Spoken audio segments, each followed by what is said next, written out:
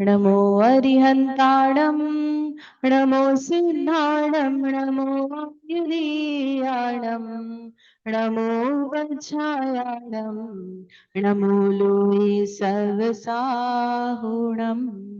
प्रणम्य शिरसा नेमिं गुणनयन विभूषणं महावीरं सम्मतनयन निलयम् पयडि समुत्कीर्तनं वोच्छं नमियोणनेमि चन्दम् असहाय पराक्रमं महावीरं बन्धुदय सतजुक्तम् ओघादेशे थवं वोच्छम्। बोले श्री आचार्य नेमिचंद सिद्धांत चक्रवर्ती महाराज की, आचार्य श्री सुनील सागर जी महाराज की, वंदामी माता जी, वंदामी माता जी।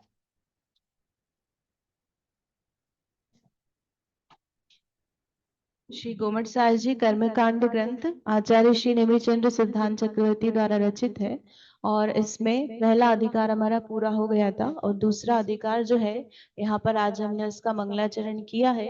इस गोमट साहब कर्मकांड ग्रंथ की विशेषता है कि इसके हर अधिकार में मंगलाचरण है ना। जैसे अन्य ग्रंथों में एक स्टार्टिंग में या एंड में मंगलाचरण है, लेकिन यहाँ पर हर अधिकार में मंगलाचरण है। तो जो जो अधिकार चलेगा तो मुख्य पहले अधिकार के मंगलाचरण के साथ जो अधिकार का मंगलाचरण है उसको हम करेंगे यहाँ पे। तो इसमें क्या बता रहे हैं गाथा में, नमियूण नेमि चंदम, है ना, नमियूण नेमि चंदम, किसको नमस्कार करके, नेमि चंदम, नेमिनाथ भगवान जो है वह कैसे, चंदम चंद्रमा के समान है, जो उद्योग जो प्रकाश कर रहे हैं, लेकिन वो प्रकाश कैसा है, आताप को करने वाला नहीं है, संताप को करने वाला नहीं है, शीतलता रूप प्रकाश है, ऐसा वो उनका उद्योत है। ऐसे जो नेमिनाथ भगवान है, कैसे है वो, असहाय पराक्रमम महावीरम, है ना, असहाय पराक्रमी और महावीर है, बंध उदय सत्यजुत्तम, है ना, ऐसे जो नेमिनाथ भगवान है उनकी तीन विशेषताएं बताई, उनको नमस्कार करके अब प्रतिज्ञा बता रहे हैं, बंध उदय और सत्व, है ना, इन तीनों का जुत्तम, इससे जो युक्त, ओघ आदेश से थवम वोच्छम, ओघ और आदेश युक्त जो स्तव है, थव यानी स्तव, उसको मैं यहाँ पर कहूंगा। क्या क्या कहा, कौन कौन सी विशेषताएं बताई, असहाय, है ना, असहाय का मतलब क्या होता है, जिसको किसी की सहायता की जरूरत नहीं है। असहाय जो है लौकिक में कैसा लगाते हैं, जो दीनहीन है, कि अरे देखो कैसा असहाय, इसकी सहायता कर दो, इसको सहायता की जरूरत है। लेकिन यहाँ पर ये अस्थि रूप में न, लौकिक में नेगेटिव रूप में असहाय को यूज किया जाता है, कि जो विकलांग है, गरीब है ना, बलशाली नहीं है, ऐसे व्यक्ति को हम असहाय बोलते हैं। लेकिन यहाँ पर असहाय पॉजिटिव रूप में गुण बताया है ना, असहाय सहायता की जरूरत नहीं है, स्वयं में समर्थ है वो, स्वयं शक्तिशाली है, जिनको किसी सहायता की जरूरत नहीं है। आवश्यक किसको कहते हैं, है ना, जो दूसरों के वश में नहीं करे ऐसी जो क्रियाएं, छठ आवश्यक बोलते हैं ना। तो क्या वश नहीं करना, कि भाई हम स्वयं के अधीन हो, अन्य के अधीन नहीं हो, पराधीन नहीं बने, ऐसे आवश्यक। इसी प्रकार से असहाय, कि हम सब कुछ खुद करने में समर्थ हैं, जब तक हमारा शरीर कार्य करता है तब तक तो हम असहाय होते हैं, लेकिन जैसे ही हमारा शरीर कार्य करना बंद कर देता है, इंद्रियां शिथिल हो जाती है, तो हम कैसे हो जाते हैं, सहायता की जरूरत है। लेकिन तीर्थंकर भगवान कैसे हैं, उनको कोई जरूरत नहीं है, खुद के सुख के लिए अन्य इंद्रियों की भी जरूरत नहीं है, जरा कर्म की भी जरूरत नहीं है, कर्म चार घाती कर्मों का नाश कर दिया है। तो ऐसा होने से उनके जो गुण प्रकट हुए, स्वयं के आत्मा के गुण प्रकट हुए हैं, इसके कारण से वो कैसे हैं, असहाय। फिर पराक्रमी, पराक्रमी किसको बोला जाता है, जो बहुत शक्तिशाली हो, बाहुबली हो, लौकिक में जिसको हम पराक्रमी किसको बोलते हैं, ज्यादा वचन होना जो है वो पराक्रम की निशानी नहीं है, कि बहुत ज्यादा लंबा व्यक्ति और बहुत ज्यादा तगड़ा व्यक्ति है तो वो पराक्रमी है। जिसमें जो दुबला होकर के भी क्या कर सकता है, ज्यादा वजन उठा सकता है, ज्यादा लोगों से लड़ सकता है, उसका सहनन अच्छा है, ऐसा बहादुर है ना। और साथ में उसको परिणाम भी पराक्रम के होना चाहिए। तो बड़े व्यक्ति भी छिपकली सांप से डर सकता है। तो ऐसे सामर्थ्य अंदर में शक्ति होना, कौन सी शक्ति, तो ये भगवान कैसे पराक्रमी है कि अभेद रत्नत्रय की सामर्थ्य रूप पराक्रम से सहित, है ना। अभेद रत्नत्रय यानी सम्यक दर्शन, ज्ञान, चारित्र, है ना, इसकी एकता को मोक्ष मार्ग कहते हैं। और उन्होंने जिसको प्राप्त कर लिया उसमें ये तीनों एक अभेद होकर प्रवर्तन कर रहे हैं, अलग अलग नहीं, अलग अलग इन द सेंस कि जैसे चौथे गुण स्थान वाला श्रावक है तो उनके सम्यक दर्शन पाया जा रहा है, सातवें गुण स्थान वाले मुनिराज है तो सम्यक दर्शन, ज्ञान, चारित्र है उनके तीनों, लेकिन पूर्णता नहीं है। तो इनके कैसा हो गया, अनंत ज्ञान हो गया, सम्यक तो हो गया शायिक, और कैसा है, सुखी भी है, अनंत सुखी है। तो अभेद रत्न त्रय से सहित वो ऐसे पराक्रम वाले नेमिनाथ भगवान है। और क्या बताया सबसे लास्ट में, महावीर, है ना, महा प्लस वी, व प्लस ई, है ना, प्लस र, छोटा वी। तो वी यानी विशिष्ट, ई यानी लक्ष्मी, और र यानी राति, जो महान विशेष लक्ष्मी को जो देने वाले हैं। तो लक्ष्मी मतलब यहाँ पर जो हम चाहते हैं, क्या चाहते हैं, मोक्ष चाहते हैं, ऐसी जो मन वांछित इच्छा को प्रदान करने वाले हैं महावीर भगवान, नहीं, कौन, नेमिनाथ भगवान, उनको नमस्कार किया है। तो किनको नमस्कार किया है, चंद्रमा के समान शीतल श्री नेमिनाथ तीर्थंकर को नमस्कार करता हूँ। और क्या प्रतिज्ञा की है, तो कर्मों के बंध उदय सत्व के प्रतिपादक इस सब को कहूंगा। यहाँ पर क्या क्या चीजें बताई, तीन चीजें, बंध, उदय और सत्व। इस अधिकार में ही इतना ही कहेंगे, क्योंकि ये इस अधिकार का मंगलाचरण है ना। तो इसमें हम क्या बताएंगे, उसकी प्रतिज्ञा, ग्रंथ की प्रतिज्ञा तो शुरुआत में कर दी थी। तो अब यहाँ पर स्तव शब्द आया है, उसका क्या अर्थ है ये समझते हैं। ये दो गाथा करके फिर हम आपसे होमवर्क पूछेंगे। सयलंगे कंगे कंगहियार सवितरम ससंखेवम वर्णन सत्य तुई धम्म कहा होई नियमेण। अब वहां पर प्रतिज्ञा में क्या शब्द आया था, स्तव शब्द आया था। तो वो स्तव का क्या मतलब है यहाँ पर आचार्य बताते हैं। सयल अंग, है ना, सकल अंग, फिर एक अंग, है ना, एक अंग, अहियारम, और एक अंग का अधिकार, और इसमें फिर सवित्थरम यानी विस्तार सहित, और ससंक्षेपम यानी संक्षेप में, वर्णन सत्थम, वर्णन करने वाला जो शास्त्र है उसको क्रम से क्या कहा है, थय, थुई और धम्म कहा, है ना। थय यानी स्तव, थुई यानी स्तुति, और धर्म कथा कहा गया है। तो तीनों चीजों का लक्षण बता करके फिर यहाँ स्तव बता रहे हैं, तो वो कैसे स्तव हो गया वह बताते हैं। तो स्तव मतलब सकल अंग संबंधी जो अर्थ है उनको क्या कहा, स्तव। सकल अंग यानी जैसे द्वादशांग है, उसके सारे अंग को हम यदि लेंगे तो वह कैसा हो गया, स्तव हो गया। जैसे स्कूल है तो स्कूल में जो क्लास सारे सब्जेक्ट हो गए उसके मिला करके, कि 12th क्लास बोला तो 12th क्लास, अब उसमें जो भी सारी चीजें हैं वो सब इंक्लूडेड है, हमने अलग से एक एक को स्पेसिफाई नहीं किया है। उसने पूरी 12वीं कक्षा पास की ऐसा हमने कहा। तो वो क्या हो गया, पूरे सब सब्जेक्ट जिसमें आ गए वो स्तव हो गया। फिर एक अंग संबंधी अर्थ, तो जो द्वादशांग है उसमें जो वस्तु हो जाती है ना, जब हम भेद करते हैं तो वहां जो एक वस्तु हो गई, तो वस्तु क्या हो गई, उस सकल अंग में से एक टॉपिक। जैसे 6 सब्जेक्ट है तो मैथ्स को हमने बोला तो मैथ्स क्या हो गया, एक अंग हो गया, है ना। उसमें फिर उसमें क्या हो गया, मैथमेटिक्स में फिर चैप्टर्स हो गए अलग, अलजेब्रा, ज्योमेट्री और ट्रिग्नोमेट्री वगैरह वगैरह। तो वो क्या हो गए, उसके चैप्टर्स, अधिकार। तो सिमिलरली वस्तु, वस्तु के अंदर फिर प्रावृत।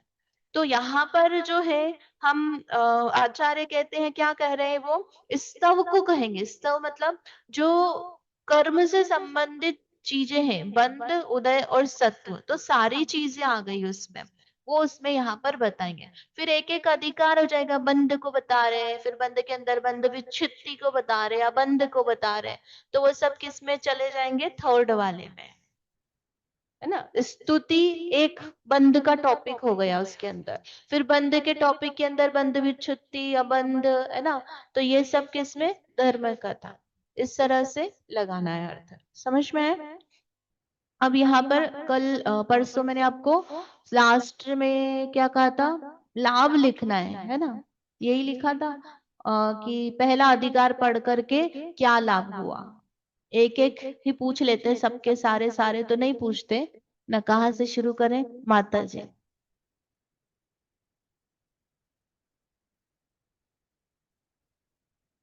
हम्म।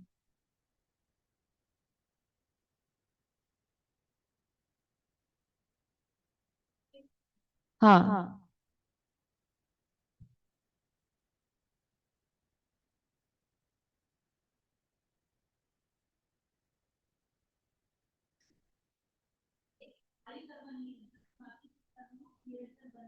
हम्म।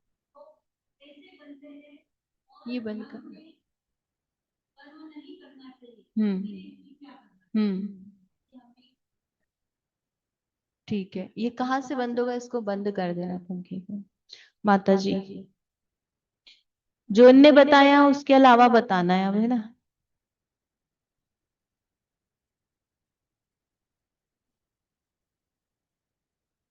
हम्म।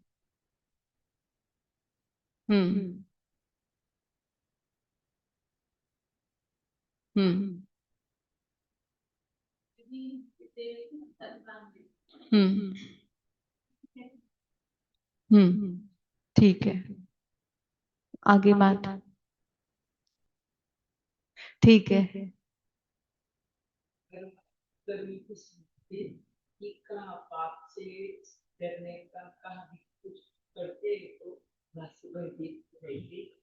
फल समझ में आया, कर्मों का स्वरूप समझ में आया, तो उससे दूर रहने का प्रयास करेंगे हम, ठीक है। हम्म। हम्म। ठीक है, अभी सामान्य से कहाँ कहाँ कैसे बनते ये समझ में आया है। फिर विशेष जब हम आगे चैप्टर पढ़ेंगे तो उसमें और विशेष समझ में आएगा। उनके पास, आपके पास माता जी वो बोलेंगे लाभ ने नहीं थे, उनके आगे वाली माता जी, आप बोले। हम्म। हम्म। हम्म। बराबर है। बहुत अच्छा कि सभी को, जैसे मुझे कर्मों का उदय है, ऐसे उससे सामने वाले व्यक्ति को भी कर्म का उदय चल रहा है। कि मुझे अभी क्रोध नहीं हो रहा है तो उसको क्रोध चल रहा है, तो क्रोध बदलेगा थोड़ी देर बाद, है ना, क्या हो जाएगा, लोभ में आ जाएगा, मान में हो जाएगा। मुझे भी थोड़ी देर बाद क्रोध आएगा ही सही, तो इसलिए वो क्रोध कर रहा है तो वो खराब हो गया, और मैं क्रोध नहीं कर रहा हूं तो मैं अच्छा हो गया, ऐसा नहीं। सभी के प्रति समता का भाव आता है वो थोड़ा। माता जी। हम्म।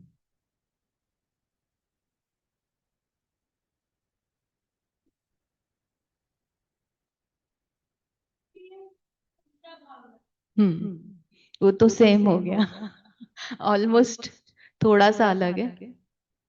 हम्म। लिखे नहीं आप लोगों ने, कॉपी नहीं किसी के भी पास। दीदी बोलिए।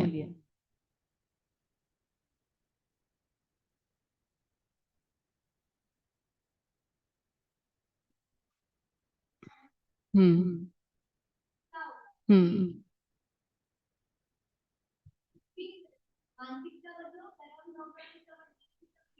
ठीक है। हम्म। हाँ, शरीर आदि में नौ कर्म नाम कर्म ये सब जो उदय है, तो उसमें हम कुछ चेंज नहीं कर सकते, पुराना उदय चल रहा है। तो आप बस अपने परिणामों को चेंज कर सकते हो, किसी कर्म को, लोगों को चेंज नहीं कर सकते हो। बढ़िया दीदी, हटा दो। कर्मों को हटाना है। नौ कर्म दूर किए जा सकते हैं जितना हम प्रयास करें। ठीक है, नौ कर्म इकट्ठे करने का प्रयास नहीं करें, बोलिए।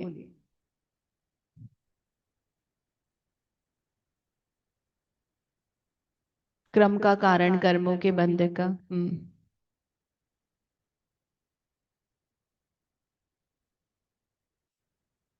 हाँ, ठीक है। बढ़िया। इस प्रकार से एक सामान्य से उसका समरी जैसा हो गया हमें, कि एक पहला हमने अधिकार सिर्फ कर्मों का स्वरूप समझा उसमें, और नौ कर्म क्या होते हैं, कर्म किसके माध्यम से फल देते हैं। कर्म सीधे सीधे फल नहीं देंगे, नौ कर्म उपस्थित होगा, नौ कर्म के माध्यम से देंगे। तो नौ कर्म हम अपने पास खूब सारी चीजें अवस्थित रखेंगे, घर में हमारे पास खूब सारा नाश्ता रखा हुआ है, ब्रेड रखी हुई है, दूध रखा है, बिस्किट भी रखा है, तो हमको देख देख कर खाने के भाव में, जैसे मैंने भोजन का कहा था ना। अब क्या होता है, जैसे कई बार जैसे घर में पार्टी रखी, रसोई रखी, फिर खूब सारे, एक तो पहले खूब सारे मिठाई बना ली, हलवा बना लिया, गुलाब जामुन बना लिया।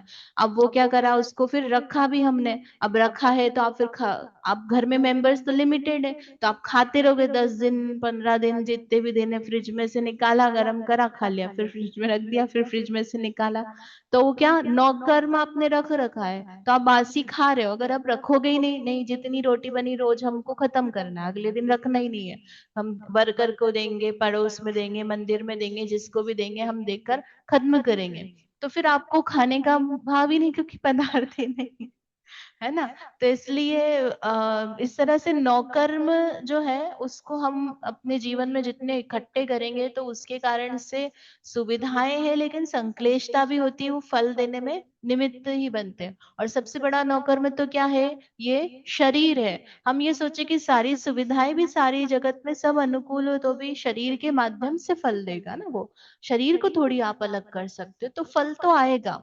उसको अब आ गया है तो उसको क्या करना है, समता से निकालना है ना। जाएगा वो भी, उदय आया है। कर्म क्या बता रहा है, कि यह टेम्परेरी है ना। कर्म परमानेंट नहीं है, तो कर्म परमानेंट नहीं, उदय परमानेंट नहीं है। तो हमें जो परमानेंट चीज है उस पर ध्यान लगाना है ना। जो टेम्परेरी है उस पर से ध्यान हटाना है। ठीक है, इस तरह से पहले अधिकार का में जो लाभ है उसको हमने यहाँ पर देखे। अब इसके बाद में यहाँ पर सबसे पहले जो चैप्टर का नाम है बंध उदय सत्व, तो इसमें बंध किसे कहते हैं अब यहाँ आ रहा है ना। अभी सिर्फ कर्म के नाम समझाए, नौकर्म क्या होता है ये बताया। अब कर्म बंध क्या होता है वो यहाँ गाथा में बताते हैं। गाथा नंबर 89। यदिठिद अणुभाग प्रदेश बंधो चतुर्विहो बंधो उक्कसमणुक्कसम् जहर्णं जहर्णगतिपुधम्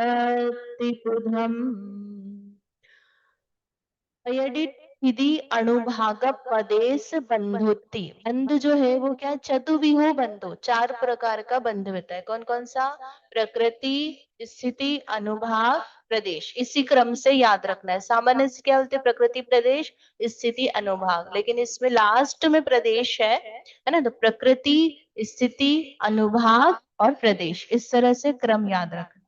फिर इसमें ये जो बंध है ये भी कैसा है, चार प्रकार का है। उक्कसम, अणुकसम, जहन्नम, अजहन्नगम, त्रिपुधम, है ना। उत्कृष्ट, अनुत्कृष्ट, जगन्य और अजगन्य। तो बंध किसे कहते हैं, सबसे पहले ये बताते हैं कि किसे कहते हैं बंध।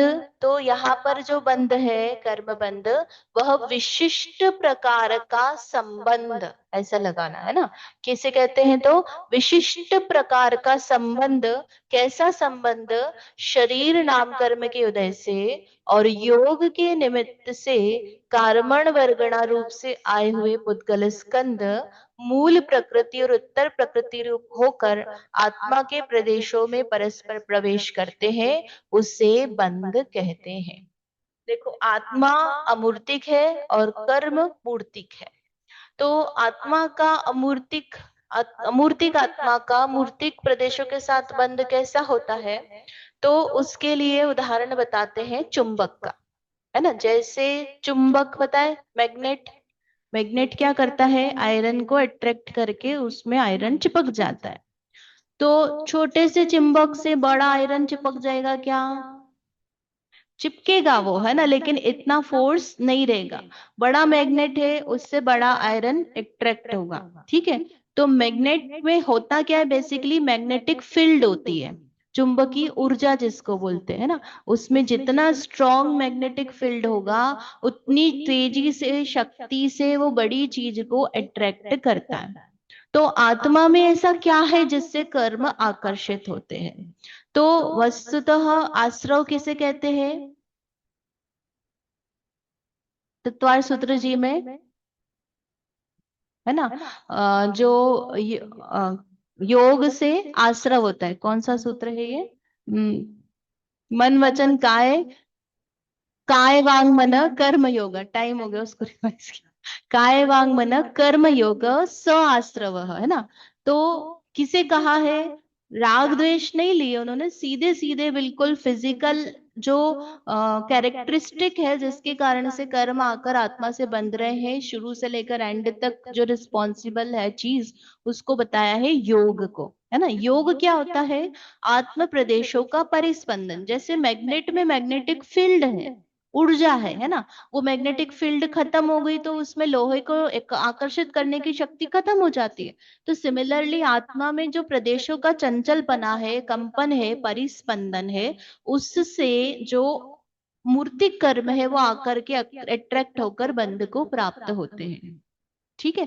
जितना ज्यादा मैग्नेटिक फील्ड है उतना ज्यादा बड़ा आयरन अट्रैक्ट है। सिमिलरली जितना ज्यादा योग होगा, परिस्पंदन ज्यादा होगा, ज्यादा नंबर ऑफ पार्टिकल्स आकर बंधेंगे। तो जो बंध है, तो बंध में क्या हुआ? आत्मा और कर्म का जो एक क्षेत्रावगा संबंध हो रहा है। तो वो एक क्षेत्रावगा संबंध में यहाँ पर लिखा उन्होंने, शरीर नाम कर्म का उदय और योग, है ना। शरीर नाम कर्म का उदय से क्या हो रहा है भाई? वो परमाणु को बुला रहा है और योग भी बुला रहा है। जैसे हमने बोला था ना, रॉ मटेरियल आकर पिंड रूप बन रहा है शरीर से, और फिर वो बंधन संघात क्या कर रहे हैं? उसको बंधन का काम कर रहे हैं। वो तेजस वर्गणा से जुड़ रही है ना। इस तरह से जुड़ने का जो काम है, आगे बंधन संघात कर रहे हैं। तो इसलिए दो चीजें बताई, कौन कौन सी? शरीर नाम कर्म और योग। इसके निमित्त से कार्मण वर्गणा रूप से आए हुए पुद्गल स्कंद जो है, क्या बंध बोला ना हमने? विशिष्ट संबंध। तो क्या संबंध बना? तो यहाँ पर चार प्रकार का संबंध बताया है ना। उसमें संबंध बेसिकली आत्मा के साथ बंध रहा है, फिर उसको बंध नाम की संज्ञा दी है। तो प्रकृति बंध, है ना। किसे कहा प्रकृति बंध? मूल उत्तर प्रकृतियों का यथा योग्य जीव से संबंध होना। मूल उत्तर यानी 8 कर्म मूल, और फिर उसमें हम 8 कर्म एक कोई अलग से सिर्फ ज्ञानावरण कर्म ऐसा नहीं है ना। बेसिकली उत्तर ही कर्म है उसमें। तो उत्तर कर्म रूप से बंधा, लेकिन वो मूल उसका स्वभाव क्या है? ज्ञान पर आवरण डालना, है ना। मति ज्ञान करेगा क्या? भाई ज्ञान पर आवरण डालेगा, इसलिए उसको मूल उत्तर रूप से लिखा है। तो प्रकृति बंध यानी नेचर, क्या काम करेगा वो कर्म? बंध गया ये परमाणु आकर आत्मा के साथ, ये किस गुण का घात करेगा, किस तरह फल देगा? पुण्य पाप में फल दे रहा है क्या? वह ज्ञान को रोकेगा, सुख को रोकेगा, शक्ति को रोकेगा? किस तरह, किस कैटेगरी में, किस नेचर में काम कर रहा है, उसको बताते हैं प्रकृति बंध। फिर स्थिति बंध जो है वो क्या करता है? जो कर्म आकर बंधा है तो वह कब तक आत्मा के साथ संबंध रूप से रहेगा, है ना। उसको क्या बोलते हैं? स्थिति बंध। अनुभाग बंध यानी जो स्थिति पड़ी है तो उसमें किस प्रकार के फल देने की शक्ति है। वह पुण्य पाप रूप फल देगी तो तीव्र फल है, मंद फल है ना, जो उसमें कड़वा फल, कड़वापना है, जैसे नेचर है उसका कर्म का फल दे, जैसे नीम का बोलते हैं ना कड़वा नेचर है, तो ऐसे ही जो सुस्वर नाम कर्म है तो वह फल देगा। तो उसमें कैसा शक्ति पड़ रही है, दर्शन मोहनी है, मिथ्यात्व कर्म है, तो वो कैसा फल देगा, कितनी तीव्रता गाढ़ा रूप से उसका श्रद्धान का घात करेगा, तो वह अनुभाग डिसाइड करता है। और प्रदेश यानी नंबर ऑफ पार्टिकल्स, तो इसमें हम लगाएंगे द्रव्य क्षेत्र काल भाव। तो कैसा कैसा लगाएंगे, प्रदेश में सीधे सीधे समझ में आता है यहाँ पर प्रकृति है ना, द्रव्य स्थिति यानी काल, अनुभाग यानी भाव, और प्रदेश यानी क्षेत्र, अनुभाग यानी भाव। और स्थिति यानी काल, स्थिति तो समझ में आती, प्रकृति यानी द्रव्य है ना, और अनु प्रदेश यानी क्षेत्र, नंबर ऑफ पार्टिकल्स आत्मा के साथ जो क्षेत्र रूप से बंध को प्राप्त हुए। तो हम हर चीज जो कोई भी कैरेक्टरिस्टिक आगम में समझते चार तरह से लगाते हैं उसमें स्वरूप, द्रव्य क्षेत्र काल भाव, तो इसी तरह से यहाँ पर लगाना। अब इसको उदाहरण से समझते हैं कि ये किस तरह से काम करते हैं ना। जैसे कि आम है, तो आम किस टाइप का आम है, उसको हम मीठा, उसकी प्रकृति है ना, तो उसमें हम प्रकृति में हम अलग अलग और भी उसको डिवाइड कर सकते हैं। हापुस आम है, लंगड़ा आम है ना, लखनवी आम है, केसर आम है, दशहरी आम है, कलमी आम है, और सिंदूरी आम है, मतलब अलग अलग है, देसी केरी होती है। तो ये आम की प्रकृति कैसी है, उस वो आम किस टाइप का आम है, ठीक है, प्रकृति में चला गया। फिर आम की स्थिति, कितने दिन तक टिकेगा वो, हम घर पे लाए हैं काम, तो थोड़ा कच्चा कच्चा सा लेकर आए हैं, लेकिन वो कब तक रहेगा, 5 दिन 7 दिन, उसमें खुशबू आने लग गई, खुशबू आकर के फिर अब वो दुर्गंध में बदल गई, तो वो कब तक भक्ष्य है, तब तक हमने उसको स्थिति बताई है ना। फिर आम का अनुभाग, तो जैसे अलग अलग प्रकार के आम रहते ना, एक ही आम भी अलग अलग टाइम पे आपको उसका जो मिठास है वो कम ज्यादा होती है। जैसे कच्चा आम लाए, तो वो खट्टा रहता है, फिर थोड़ा सा पक गया तो वो ना खट्टा है ना मीठा है, फीका जैसा लगता है, उसमें खटास चली गई लेकिन अभी मिठास नहीं आई है। फिर धीमे धीमे थोड़ा सा मीठा लगने लग गया, ज्यादा ही मीठा लगने लग गया, तो ऐसा वो मिठास में भी एक लिमिट तक उसकी मिठास जाएगी, और उसके बाद फिर कैसा है, वो मिठास खत्म खत्म, मतलब बेकार बेस्वाद हो जाएगी। तो एक पके हुए आम है आपके पास 3 4 अलग अलग, तो उसमें भी मिठास में अंतर हो जाता है। जैसे दशहरी आम है, केसर आम है, हापुस आम है, लंगड़ा आम, बादाम आम है, तो सब में मिठास है, लेकिन सबकी मिठास के टेस्ट में, मीठापना में अंतर है कि नहीं है।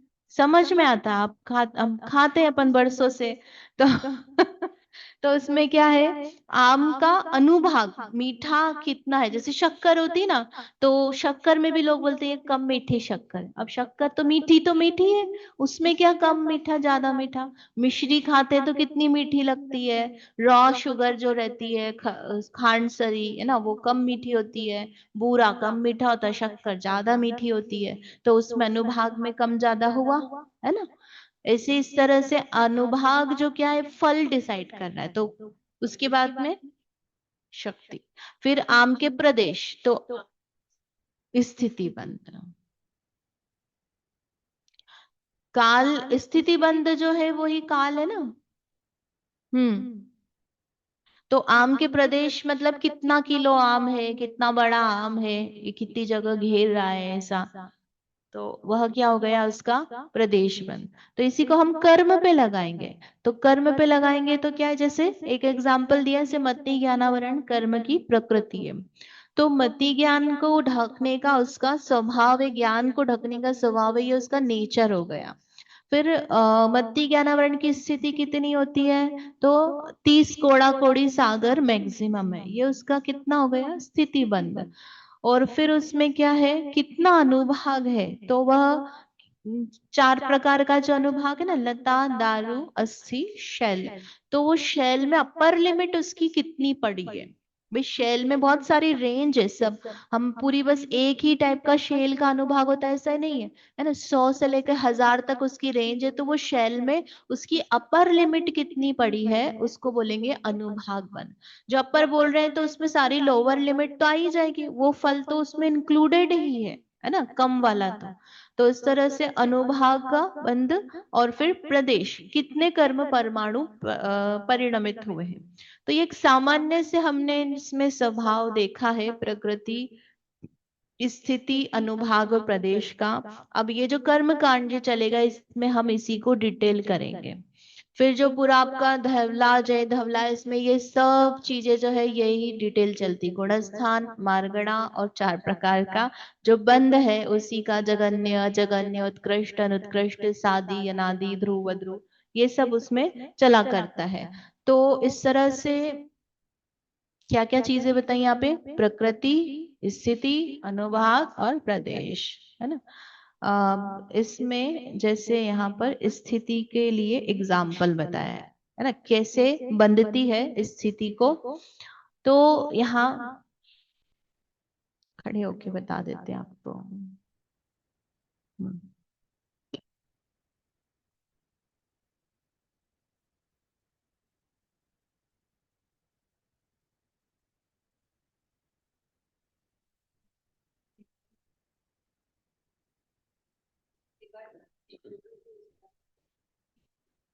बताते हैं उसको। तो स्थिति बंध जो है यहाँ पर क्या है, स्थिति कैसे बनती वो बताते हैं। कि जैसे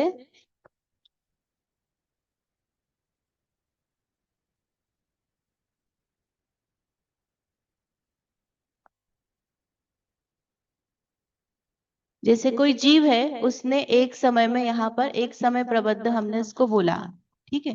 तो ये जो एक समय प्रबंध है उसमें क्या बोलते हैं हम, अनंत वर्गणाएं हैं उसने बांधी है।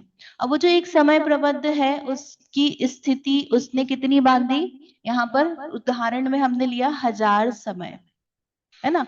तो यहाँ पर सपोज करो कि जो है 10,000 परमाणु उसने बांधे। तो ये जो 10,000 परमाणु बांधे ना, ये तो क्या हो गया, प्रदेश बंद हो गया, ठीक है। जो नंबर ऑफ क्वांटिटी है परमाणुओं की उसको हम क्या बोल रहे हैं, प्रदेश बंद। अब ये किसके बन रहे हैं, मति ज्ञानावरण प्रकृति के बन रहे, तो प्रकृति बंद हो गया। अब इसमें स्थिति बता रहे हैं कि वो जो स्थिति है, तो इसकी मैक्सिमम स्थिति इसने कितनी बांधी है यहाँ पर, 1000 समय। तो 1000 समय बांधी है, तो हर एक परमाणु की स्थिति 1000 समय नहीं होगी, है ना। हर एक परमाणु की स्थिति 1000 समय नहीं है।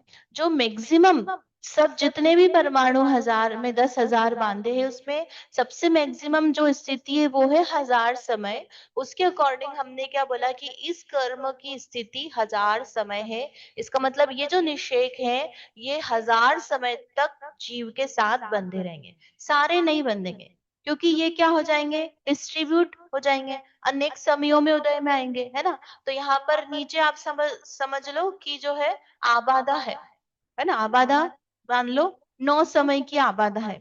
तो 10वें समय से लेकर 1000 समय तक ये जो 10,000 परमाणु है ये डिस्ट्रीब्यूट होंगे। 10वें समय में कुछ परमाणु उदय में आएंगे, फिर 11वें समय में आएंगे, फिर कुछ 12वें समय में। तो जो 10वें समय में उदय में आने वाले हैं वो परमाणु क्या है, सबसे ज्यादा है, ठीक है। फिर 11वें समय में जो उदय में आएंगे वो कैसे हैं, उससे थोड़े कम, है ना। थोड़े कम मतलब वो कैसे होंगे, थोड़े से कम मतलब क्षय से कम होंगे, व्यवस्थित तरीके से कम होंगे, प्रॉपर उसमें डिफरेंस होगा, 2 2 2, 4 4 4। जैसे यहाँ पर मान लो 1000 है सपोज, है ना। तो यहाँ पर कितने हो जाएंगे, तो यहाँ 950 कर दिए, फिर उसके ऊपर 900, फिर उसके ऊपर 850। तो इस तरह से क्रम से कम कम कम कम होते हुए जो 1000वां समय है वहां पर सपोज करो 100 ही बचते हमारे पास। तो इन 100 परमाणु की स्थिति कितनी है, 1000 स्थिति। तो ये 1000 समय पर 100 परमाणु आकर फल देंगे, है ना, उससे नीचे जाएंगे तो 150 परमाणु जो है 1000 माइनस 1 समय कम करो तो 999 समय पर फल देंगे।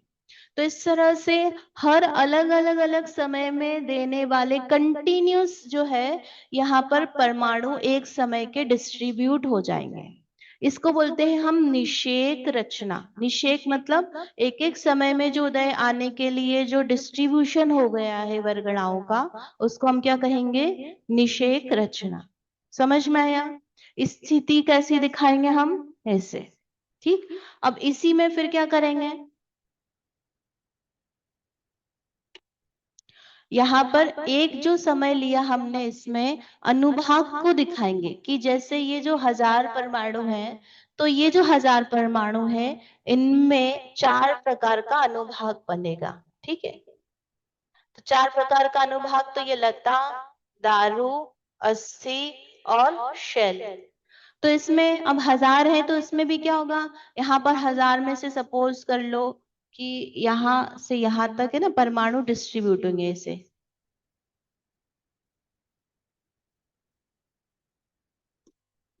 इस तरह से।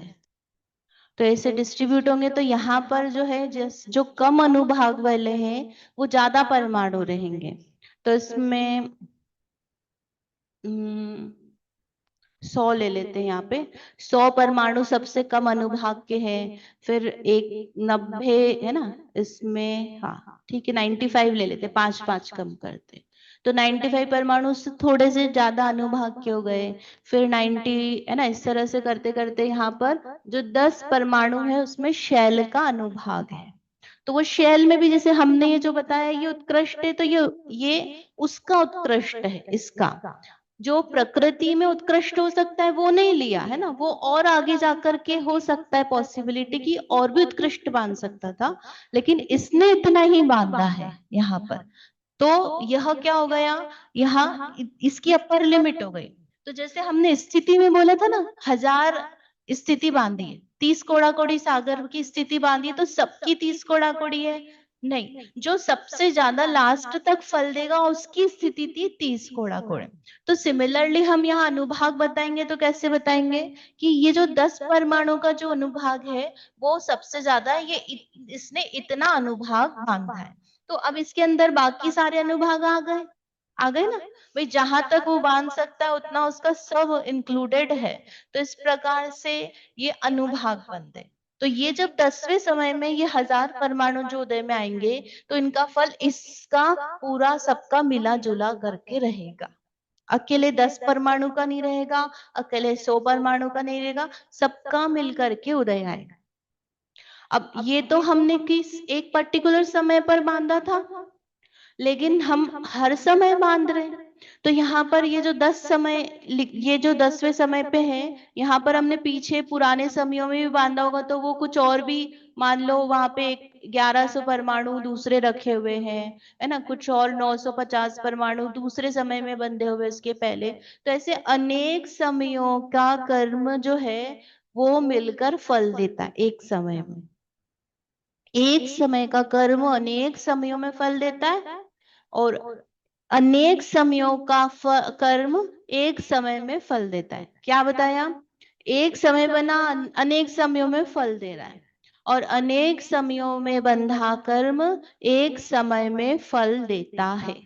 समझ में आया? ठीक है, क्लियर हुआ? अब इसमें जो है यहाँ पे क्या बता रहे हैं, जो उत्कृष्ट अनुत्कृष्ट उसके लिए बताना था मुझे यहाँ पे कि अब ये जैसे जो 100,000 समय है, 1000 से ज्यादा नहीं बांध सकता है ना, एग्जाम्पल में 1000 है और एक्चुअल में क्या है 30 कोड़ा कोड़ी सागर है ना। पलक दीदी टिक के नहीं बैठना, थोड़ा सा आगे हो जाओ। तो इसमें 1000 समय जो है इसमें क्या बोल रहे हैं, ये उत्कृष्ट स्थिति है, इससे ज्यादा वह नहीं बांध सकता है। तो ये उत्कृष्ट हो गई और जगन्य कितना हो गया, 10 समय।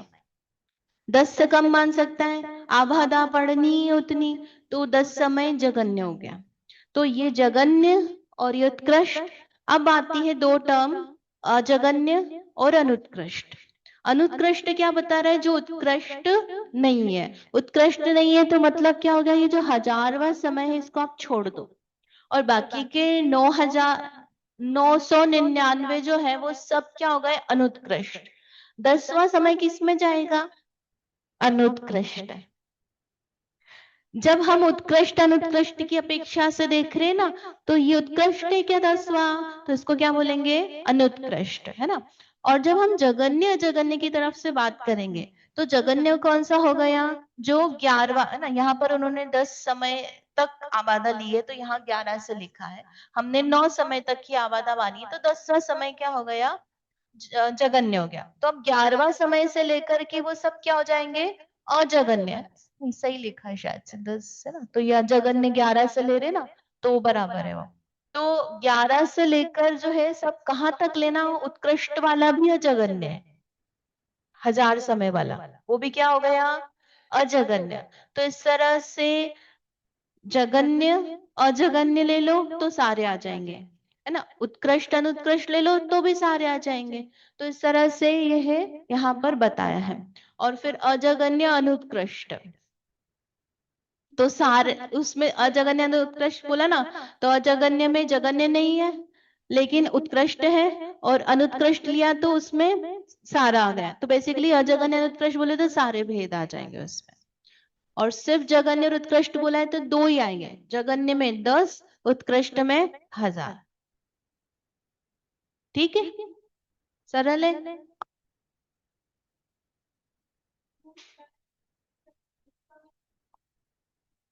हाँ, एक समय में बंधा हुआ कर्म अनेक समयों में फल देता है, और अनेक समयों में बंधा कर्म एक समय में फल देता है।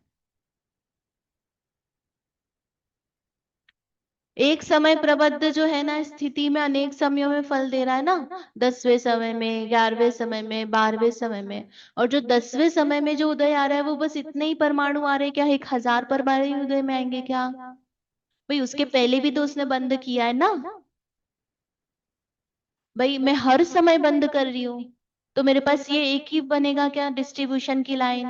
नहीं, हर समय की बनेगी। तो हर एक समय का कुछ कुछ कम ज्यादा वाला मिलेगा, और वो सब मिल करके फिर उस पर्टिकुलर समय में उदय में आएगा।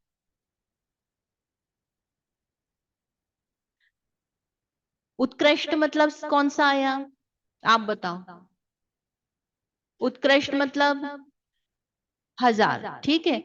तो अनुत्कृष्ट मतलब 1000 नहीं है, जो 1000 से कम। तो क्या हो गया? 999 अनुत्कृष्ट है ना। 998 अनुत्कृष्ट है। तो ऐसे करते करते कहां तक जाना? 10 तक। तो 10 उत्कृष्ट है, 10 उत्कृष्ट है नहीं है, तो उसको अनुत्कृष्ट बोलेंगे। ठीक है। फिर जगन्य में करेंगे तो 10 जगन्य है, 11 अजगन्य, 12 अजगन्य, लेकिन 1000 क्या है? वो जगन्य है क्या? 1000 नंबर का वो जगन्य है क्या? आप बोलो, आपने पूछा ना। अजगन्य आ तो गए, आपने ही तो आंसर दिया। ठीक है, समझ में आया कि नहीं आया? आप लिखना, कॉपी ले, इसलिए मैं बोल रही हूँ कॉपी लेकर आओ, उसमें लिखो थोड़ा कुछ, तो जैसा भी लिखोगे भले ही उसको बाद में मत रखना, लेकिन लिखोगे तो आपको समझ में आएगा लिखते समय कि मेरे को ये समझ में नहीं आ रहा है। अनेक समयों में फल देता है। 11 से नीचे वाला बस एक ही है, 10वां। हाँ, वो जगन्य हो गया ठीक है। हाँ, अब इसमें क्या विशेष बताया है उन्होंने? जगन्य अजगन्य उत्कृष्ट अनुत्कृष्ट ना। उत्कृष्ट में अन्य सर्व से, ये समझ लिया, इसकी पढ़ने की अपने को जरूरत नहीं है, इसको एक्सप्लेन कर दिया है। हाँ जी। हाँ,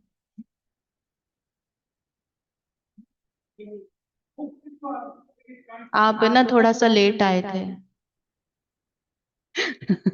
तो मैंने बताया था, पूरा मैग्नेटिक फील्ड का एग्जाम्पल दिया था, थे ना। तो जीव, हाँ, कौन पुद्गल हुआ? हाँ, तो जीव में मैग्नेटिक फील्ड है। कौन सी मैग्नेटिक फील्ड है? योग की।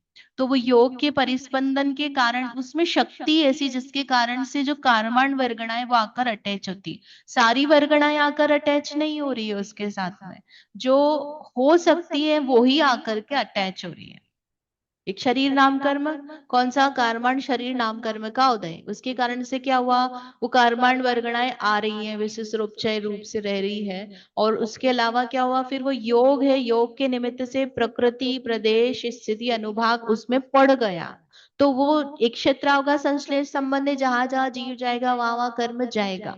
और जब वो है कर्म का टाइम हो जाएगा तो वो उसको फल देगा, अकर्म रूप हो जाएगा। तो बाहर नहीं चला जाएगा, वहीं की वही वो रहेगा, कर्म से अकर्म रूप हो जाएगा।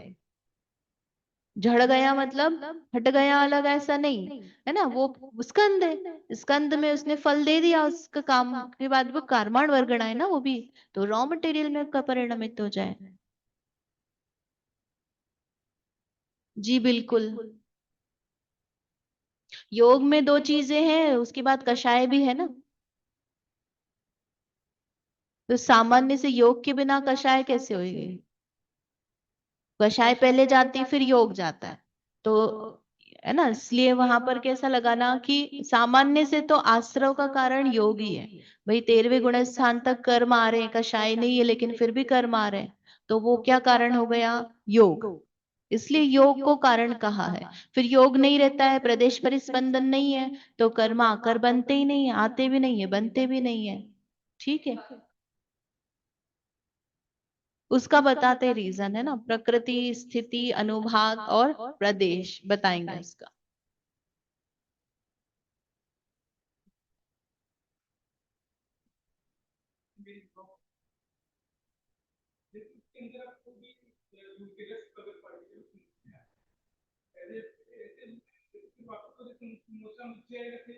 नहीं बिल्कुल वैसा नहीं है, आत्म प्रदेश घन रूप से है, असंख्यात है, और कार्बन वर्गणाएं जो है वो अनंत रूप से है। और जो जैसे एग्जाम्पल दिया था ना, लोहे का पिंड को हमने गर्म किया और पानी में डुबोया, तो वो ऊपर से पानी सोखता है कि सब जगह से पानी सोखता है, वो सब जगह से। जैसे रसगुल्ला है, उस पर रस कहाँ कहाँ है, हर प्रदेश में है। तो सिमिलरली जो आत्मा से कर्म बंध रहे हैं, तो ऊपर ऊपर नहीं बंध रहे हैं, वो हर प्रदेश के साथ कर्म आकर के बंधते हैं।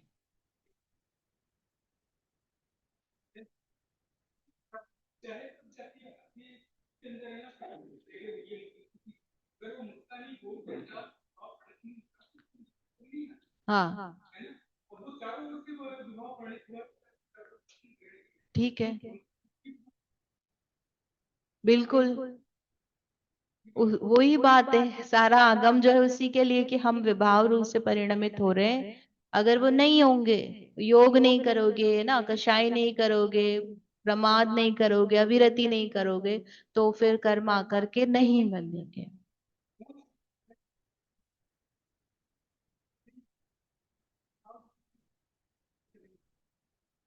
नहीं, विभाव रूप नहीं होने पर भी योग होने पर बंद हो रहा है ना अनंत भगवान के।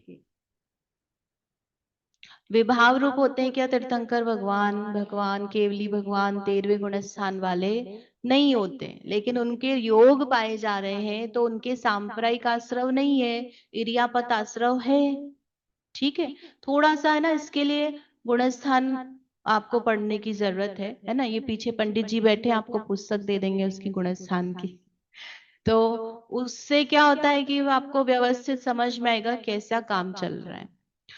अब विशेषता क्या बताइए, इसी प्रकार अनुभाग बंद प्रदेश बंद के भी चार चार भेद कर लेने चाहिए। मतलब प्रकृति का उत्कृष्ट अनुत्कृष्ट जगन्य अजगन्य किया, ऐसे ही स्थिति में उत्कृष्ट बंद अनुत्कृष्ट बंद जगन्य बंद अजगन्य बंद, है ना। ऐसे ही अनुभाग में उत्कृष्ट अनुत्कृष्ट जगन्य अजगन्य, और प्रदेश में चारों में लगेगा इस तरह से। अब इसके बाद में गाथा है, इसका हम सामान्य अर्थ करेंगे, विशेष जो है एंड में आएगा तब हम करेंगे। हाँ, प्रकृति जो है बस सामान्य है, स्थिति अनुभाग प्रदेश तीन में ही आएंगे। सादि अणादि बंधो चेतमादिसु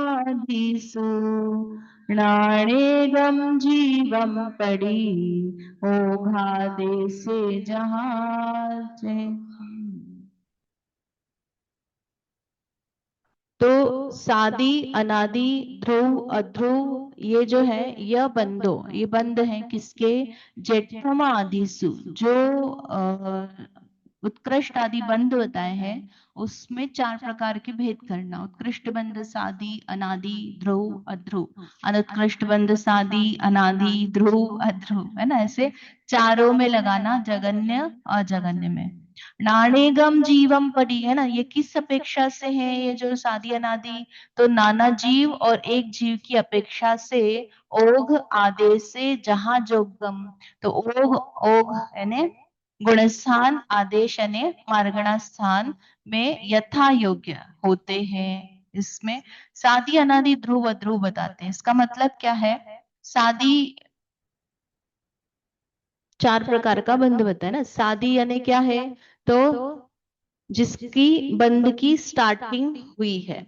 जैसे मिथ्या दृष्टि जीव है, वो चौथे गुण स्थान में गया तो उसने मिथ्यात्व का बंध बंद कर दिया। फिर उसका जो सम्यक्त्व है, प्रथमोपशम सम्यक्त्व का काल समाप्त हुआ और वापस कहाँ गया? मिथ्यात्व में आया। तो अब मिथ्यात्व का बंध उसको शुरू हो गया, तो वो क्या हो गया? सादी बंद हो गया। फिर यहाँ पर अनादि बंध बताया। अनादि यानी कि वो बंध ही रहा है। यदि जीव ने सम्यक तो प्राप्त नहीं किया तो उसको मिथ्यात्व अनादि से बंध रहा है ना? उसकी शादी नहीं हुई है।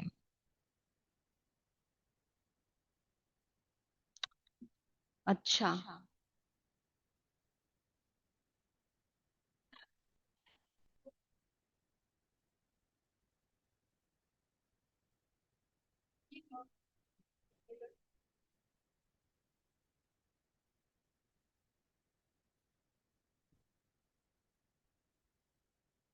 ऐसा होना तो याद दिला दिया करो।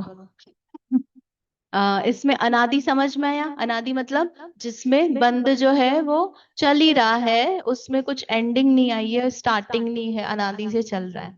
फिर ध्रुव बंद है ना, जिस बंद का कभी अभाव नहीं हुआ है। जैसे जो जब तक जीव सम्यक तो प्राप्त नहीं कर रहा है तब तक उसको मिथ्यात्व प्रकृति कंटिन्यूस बंद रही है, ध्रुव प्रकृति, है ना? अध्रुव अध्रुव दोनों एक दूसरे की अपोजिट है। तो अध्रुव में क्या, जैसे साता साता लगाते ना, तो साता का बंध हुआ, फिर असाता का बंध हुआ, तो वह ध्रुव हो गई।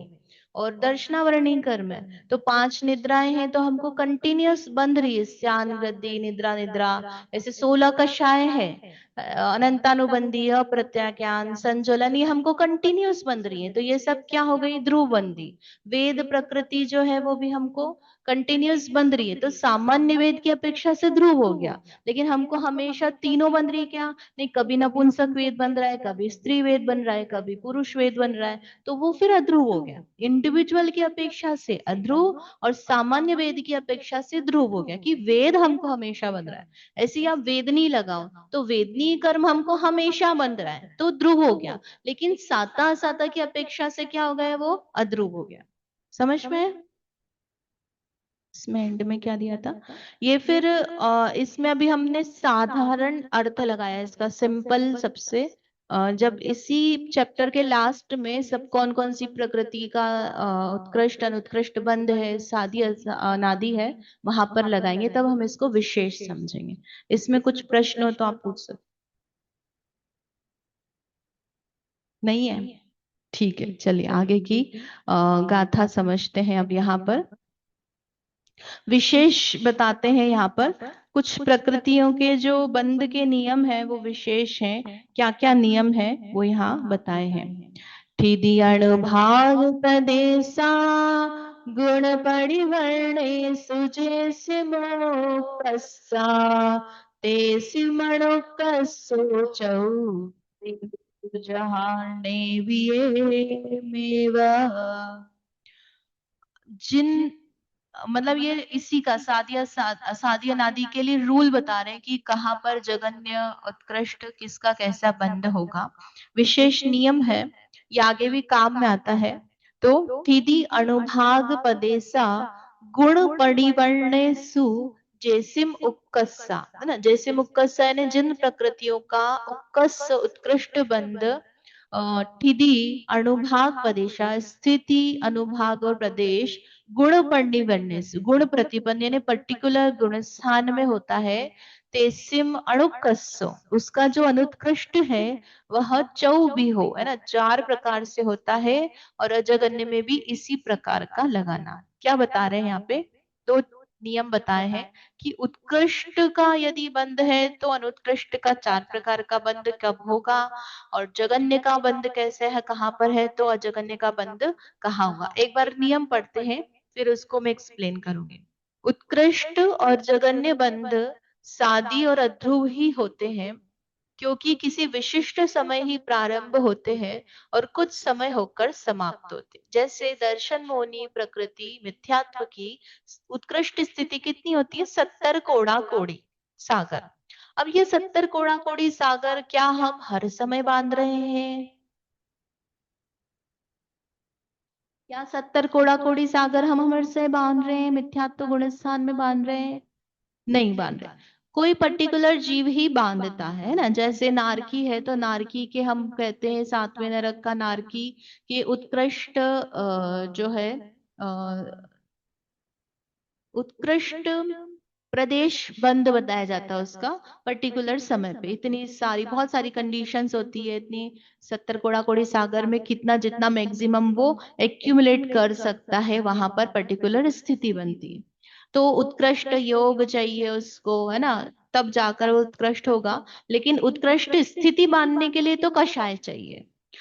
तीव्र संक्लेश परिणाम के निमित्त से जो है ज्ञानावरण की 70 कोड़ा कोड़ी सागर की स्थिति बन सकती। तो हम हर समय तीव्र संक्लेश परिणाम कर रहे हैं क्या? कुछ ही समय करेंगे, है ना। तो वो अंतर मुहूर्त तक ही बंदेगी, मतलब सपोज वो स्थिति उत्कृष्ट स्थिति, तो वो क्या हो गया, वहां पर शादी है उसकी उत्कृष्ट स्थिति की स्टार्टिंग हुई और एंड हुई, अंतर मुहूर्त तक बंधा ना। तो इसलिए उत्कृष्ट और जगन्य बंध क्या होते हैं? सादी। सादी मतलब वो अनादि से नहीं बन रहा है, हमको अनादि से कैसा बन रहा है? अनुत्कृष्ट, है ना। कभी कभी किसी जीव को, भाई एक इंद्रिय को तो बनता ही नहीं है, एक इंद्रिय को तो एक सागर से ज्यादा बनता ही नहीं है ना। तो हाँ, जो बनता है वो किसको बनता है? पंचेंद्रिय को। और सपोज करो भाई हम एक इंद्रिय से पंचेंद्रिय में आए, तो अनादि से हमको उत्कृष्ट बन रहा था क्या? नहीं। तो उत्कृष्ट स्थिति बंध की साधी, समझ में माता जी, है ना। 70 कोड़ा कोड़ी सागर शादी हो गया और उसका एंड भी हो गया। तो वो ध्रुव है क्या? ध्रुव है, अध्रुव है ना। तो कहाँ बंध रहा है वो 70 कोड़ा कोड़ी सागर? पहले गुण स्थान में। मिथ्या दृष्टि जीव ही 70 कोड़ा कोड़ी सागर का बंध करता है, उसके ऊपर का जीव मिथ्या तो मानता ही नहीं है ना। तो उत्कृष्ट और जगन्य बंध सादी और अध्रुव ही होते हैं, क्योंकि किसी विशिष्ट समय ही प्रारंभ होते हैं और कुछ समय होकर समाप्त हो जाते हैं। अब अजगन्य और अनुत्कृष्ट हर समय चल रहे हैं। भाई अजगन्य अनुत्कृष्ट बीच की रेंज हो गई ना, उत्कृष्ट और अनुत्कृष्ट को हटा दो आप उसमें। तो 11 से लेकर 999 तक कोई भी बांध सकता है, उसके लिए कोई जरूरत नहीं। तो वो कोई सा भी हो, उसकी रेंज में है ना, अगर अजगन्य अनुत्कृष्ट, तो वो कैसा हो गया? अनादि।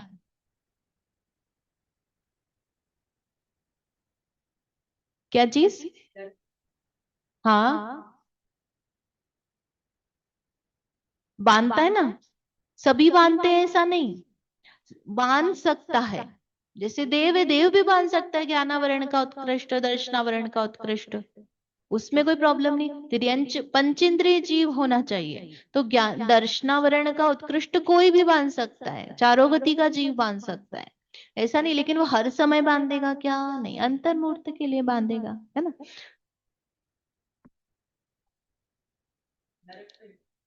लेकिन दुखी होने पर भी हर समय जीव उत्कृष्ट संक्लेश रूप नहीं होता है, संक्लेशता में भी अनेक भेद होते हैं, है ना। तो इसलिए वो 70 कोड़ा कोड़ी -1 समय बांधा तो उत्कृष्ट है क्या? मतलब एक समय भी स्थिति कम हो गई तो उसका उत्कृष्टपना तो खत्म हो गया। तो इसलिए अनेक, थोड़ा सा भी परिणाम में उतार चढ़ाव है तो हमारा जो है 70 कोड़ा कोड़ी बंदे हर समय बंदे, ऐसा नहीं होता है। इतना मतलब इसकी फ्रीक्वेंसी भी इतनी नहीं होती हमारी बांधने की, लेकिन उत्कृष्टता की अपेक्षा से बताते कि अरे तुम देखो इतना परिणाम कर रहे हो, तुमको 70 कोड़ा कोड़ी का बंद हो रहा है। तब वो क्या 70 कोड़ा कोड़ी का जो अनुभाग और स्थिति बांध लिया है, तो वो एकदम से कम नहीं होता। तो इसलिए डराने के लिए भी कहा जाता है, लेकिन हम हर समय बांध रहे कि हमारे को, हम धर्म के परिणाम कर रहे हैं, मंदिर में है, यहाँ है, तो हर समय हमको 70 कोड़ा कोड़ी बंद हो रहा है, कम हो रहा है ना। लेकिन कोड़ा कोड़ी में बंद हो रहा है ये निश्चित है, अंत कोड़ा कोड़ी से ऊपर है।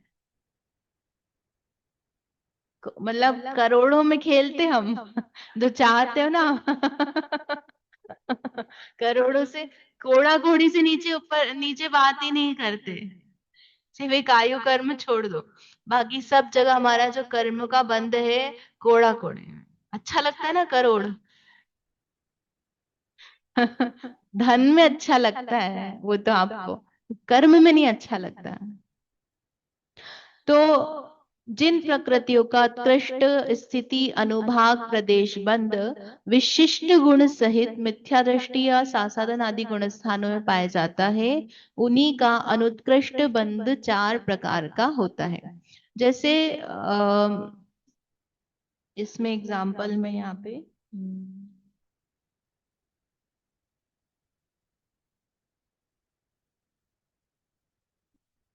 इसी का मिथ्यात्व का ले लेते हैं कि मिथ्यात्व जो है उसका जो है उत्कृष्ट बंध पहले गुण स्थान में है।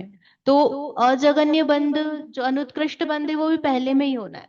तो पहले में होना है तो इसको कोई भी जीव बंद कर सकता, अनादि से बंध है ना। और शादी क्या है उसमें कि भाई इसमें उत्कृष्ट बांधा थोड़ी देर के लिए, तो उसके बाद अनुत्कृष्ट ही बांधेगा ना, तो अनुत्कृष्ट की क्या हो गई, स्टार्टिंग हो गई, तो शादी हो गया।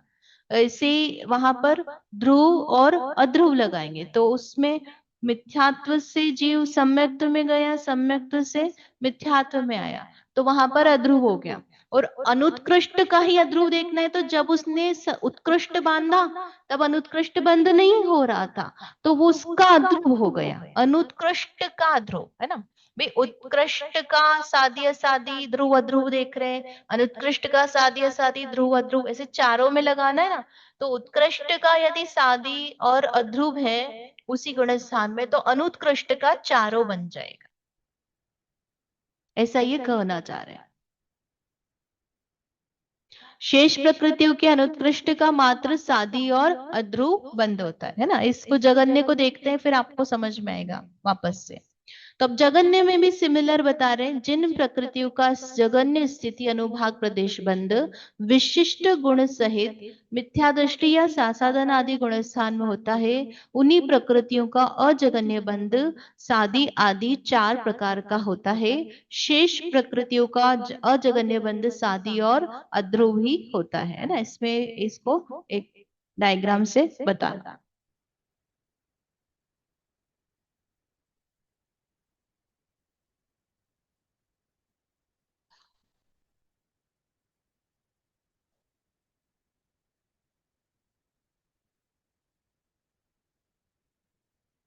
है ना। इसमें यहाँ पर गुण स्थान बनाया हमने, पहला, दूसरा, तीसरा, चौथा, पांचवा, छठा, 8, 9, 10, 11, 12, 13 और 14।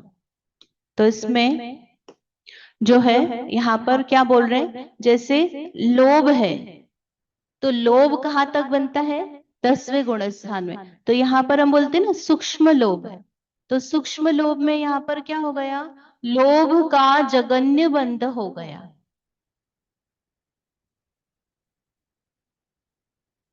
दिख रहा है पीछे, थोड़ा बड़ा लिखो, दिख रहा है। सूक्ष्म लोभ में जो एंड टाइम है उस गुण स्थान का, जब बस वो 11वें या 12वें में जाने वाला है, तब लोभ का जो बंध है, स्थिति अनुभाग सब जगन्य है। ठीक है, तो वो 10वें से गए 11वें 12वें में, और फिर वो वापस रिटर्न आए 10वें में, तो लोभ के बंध का भाव हो गया, है ना। इसके पहले तक जो है यहाँ पर लोभ का बंध कैसा था, अनादि था, अनादि बंध था। लेकिन जगन्य का अनादि था क्या, तो जगन्य का तो क्या हो गया, वहां पर शादी हो गया। ठीक है, फिर वो जो बंद छूट करके यहाँ पर आए तो यहाँ पर क्या हो गया, अध्रुव हो गया। बंद का अभाव होकर शुरू हुआ तो यहाँ पर क्या हो गया, अध्रुव या अनादि और ध्रुव दोनों लगाएंगे। ठीक है, अध्रुव हुआ और क्या हो गया, ये जो बंद था बंद हुआ तो इसमें यहाँ पर इसकी भी स्टार्टिंग हो गई, शादी हो गया।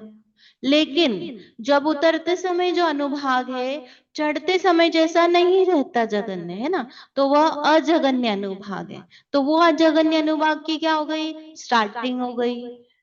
ठीक है, तो यहाँ पर अजगन्य का जो लेंगे ना तो अजगन्य, अजगन्य वो हो गया शादी। ठीक है, अध्रुव।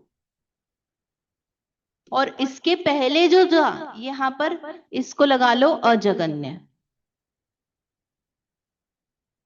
तो ये अजगन्य कैसा हो गया, इसके पहले से अनादि से चला आ रहा था और लोभ का हमेशा ही बंद हो रहा है तो अनादि और ध्रुवन।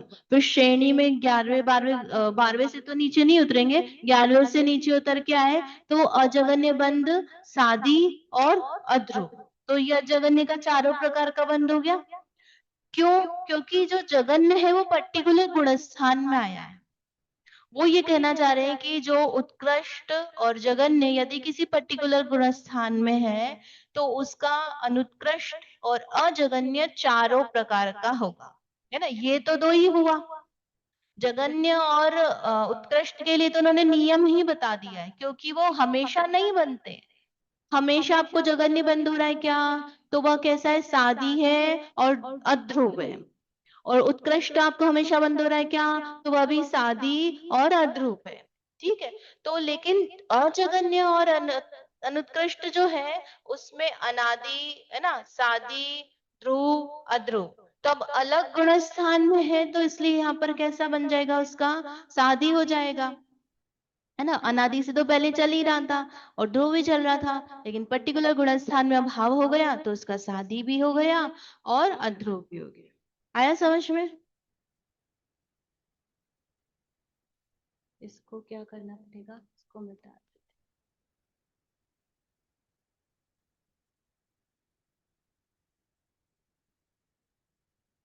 ये अच्छा, हाथ भी गंदे नहीं होते।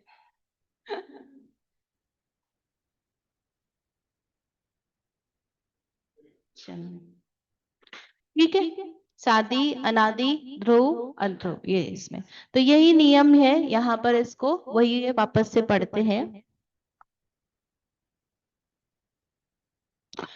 जिन प्रकृतियों का जगन्य स्थिति अनुभाग आ रहा है ना, हाँ, जिन प्रकृतियों का जगन्य स्थिति अनुभाग प्रदेश बंद विशिष्ट गुण सहित मिथ्या दृष्टि या सासाधन आदि गुण स्थान में होता है, उन्हीं प्रकृतियों का अजगन्य बंद शादी आदि चार प्रकार का होता है। अब वापस से पढ़ा तो समझ में आ गया पूरा समझने के बाद। और शेष प्रकृतियों का अजगन्य बंध शादी और अध्रुव ही होता है। ये कैसे आएगा, इसको आगे आखिरी की गाथा जब आएगी तब बताएंगे, इसलिए मैंने कहा था कि ये इसका पूरा प्रकरण जो है बाद में है, तो ये आगे देखेंगे, इसलिए यहाँ अधिक नहीं कहा है। उन्होंने, आचार्य ने खुद ही लिख दिया। अब विशेष प्रकृति का बंध जो है उसमें बता रहे, सम्मेव तीर्थबन्धो आहारदुगम प्रमादुरहीदेषु मिस्सुमेयावसय मिच्छादिषु शेषबन्धो। विशेष प्रकृतियों के बंध के नियम, अब क्या बंध विच्छेदी का प्रकरण शुरू होना है, तो उसके पहले वो बता रहे हैं कि कौन सी प्रकृति कहाँ बंधती है। तो सम्मेव तित्थ बंधो, जो तीर्थंकर प्रकृति है उसका बंध किसको होता है, सम्मेव, सम्यक दृष्टि को ही होता है। आहार दुगम प्रमाद रहितेषु, जो आहार प्रकृतियां हैं वो उसका बंध किनको होता है, तो प्रमाद रहित, सातवें, है ना, प्रमाद रहित यानी सातवें गुण स्थान वाले। और मिस उणे आउस, जो मिश्र गुण स्थान है उसमें आउस उण उसको करना, आयु का बंध नहीं होता है। मिच्छादिसु शेष बंधो दो, मिच्छा दृष्टि उसमें क्या है, इसी प्रकार शेष प्रकृतियों का बंध मिच्छादेशु है ना, उसमें जानना, शेष प्रकृतियां जो जो है बंधती, जहां पर जिस गुण स्थान में बंध योग, उनको वहां जानना। तो यहाँ पर्टिकुलर जिसको अभाव करना रहेगा वो यहाँ बता रहे। तो सबसे पहले क्या बताते हैं कि तीर्थंकर प्रकृति का जो बंध है वह सम्यक दृष्टि, समय दृष्टि को ही होता है, ये तो पता है ना। सामान्य कथन है कि चतुर्थ गुण स्थान से लेकर के जो है आठवें गुण स्थान के छठे भाग तक। अभी छठे भाग का क्या नियम है कि आठवां गुण स्थान है उसमें भाग करते हैं, जहां तक वो प्रकृति बंधती है वहां तक उसको बताएंगे, उसके बाद उसकी बंदी विच्छित्ति हो जाती है। तो तीर्थंकर प्रकृति कौन बांध सकता है, उसका रूल है, आगे की गाथा में बताएंगे, वहां विशेष समझेंगे। तो आठवें गुण स्थान तक इसका बंद होता है। और आहारक द्विक, आहारक द्विक मतलब आहारक शरीर, आहारक अंगोपांग, इसका बंद किसको होता है, अप्रमत्त संयत। अप्रमत्त संयत को ही होता है, ऐसा नहीं, वहां से होता है ना। सातवें से आठवें के छठे भाग तक वहां बंद होता है, उदय छठे गुण स्थान में आता है। आयु कर्म का बंध मिश्र गुण स्थान में नहीं होता है। इसका रीजन भी बताया था हमने कि वो जात्यंतर सर्वघाती प्रकृति है, अलग ही प्रकार के परिणाम है, न सम्यक्त्व न मिथ्यात्व। अब ऐसे जीव आयु बांधेगा तो वो जाएगा कहाँ, आप उसको कहाँ भेजोगे, नरक में, तिर्यंच में, उस टाइप की आयु कैसी बांधेगा, वो कहाँ जाएगा। इसलिए आयु बंध का कोई नियम नहीं है, अलग ही जाति के परिणाम है, उसमें उस मरण करके वो क्या होगा, उस जाति की योग्यता का कर्म बंध ही नहीं है बेसिकली आयु का, इसलिए उस गुण स्थान में आयु नहीं बनती है। फिर आयु कर्म का बंध निवृत्ति अपर्याप्त दशा में नहीं होता है। निवृत्ति अपर्याप्त समझ में आता है, निवृत्ति अपर्याप्त, पर्याप्ति पूरी होगी लेकिन अभी अपर्याप्त अवस्था में है ना, प्रोसेसिंग कर रहा है पर्याप्ति को पूरी करने के, उसको आयु का बंध नहीं होगा।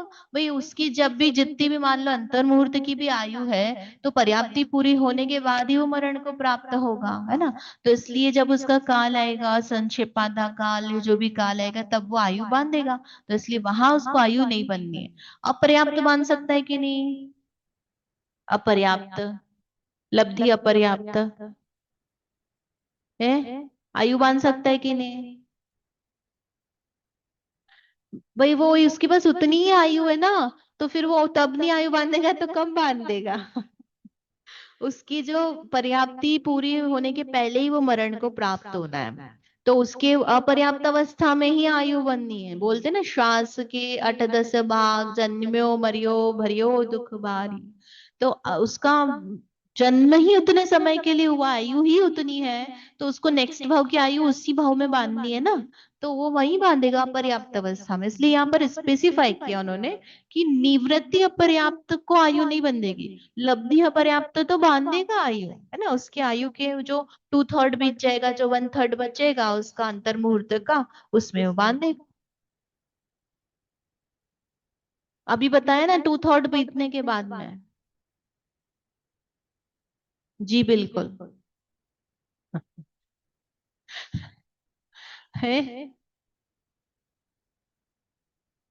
हाँ उसमें उसमें 2/3 में होगी, उसका जो बचा हुआ आयु का काल है, 1/3 बचा हुआ है, उसमें उसको कभी भी आयु बन सकती है। हाँ फिक्स है, लेकिन वो आयु भी बांधेगा उसको, वो भी बांधनी है, उसमें भी छोटे से अंतर मुहूर्त के लिए वो आयु बांधेगा। यद्यपि हम श्वासोच्छ्वास का ना 18वां भाग बोल रहे हैं, लेकिन एक आंवले की अपेक्षा से देखें तो असंख्याता संख्यात समय है। एक आवली में कितने संख्य समय होते हैं, दूसरा वाला असंख्यात होता है ना, युक्ता संख्यात। और छोटा असंख्यात नहीं है वो, असंख्यात मतलब परित असंख्यात का स्क्वायर करो उसमें।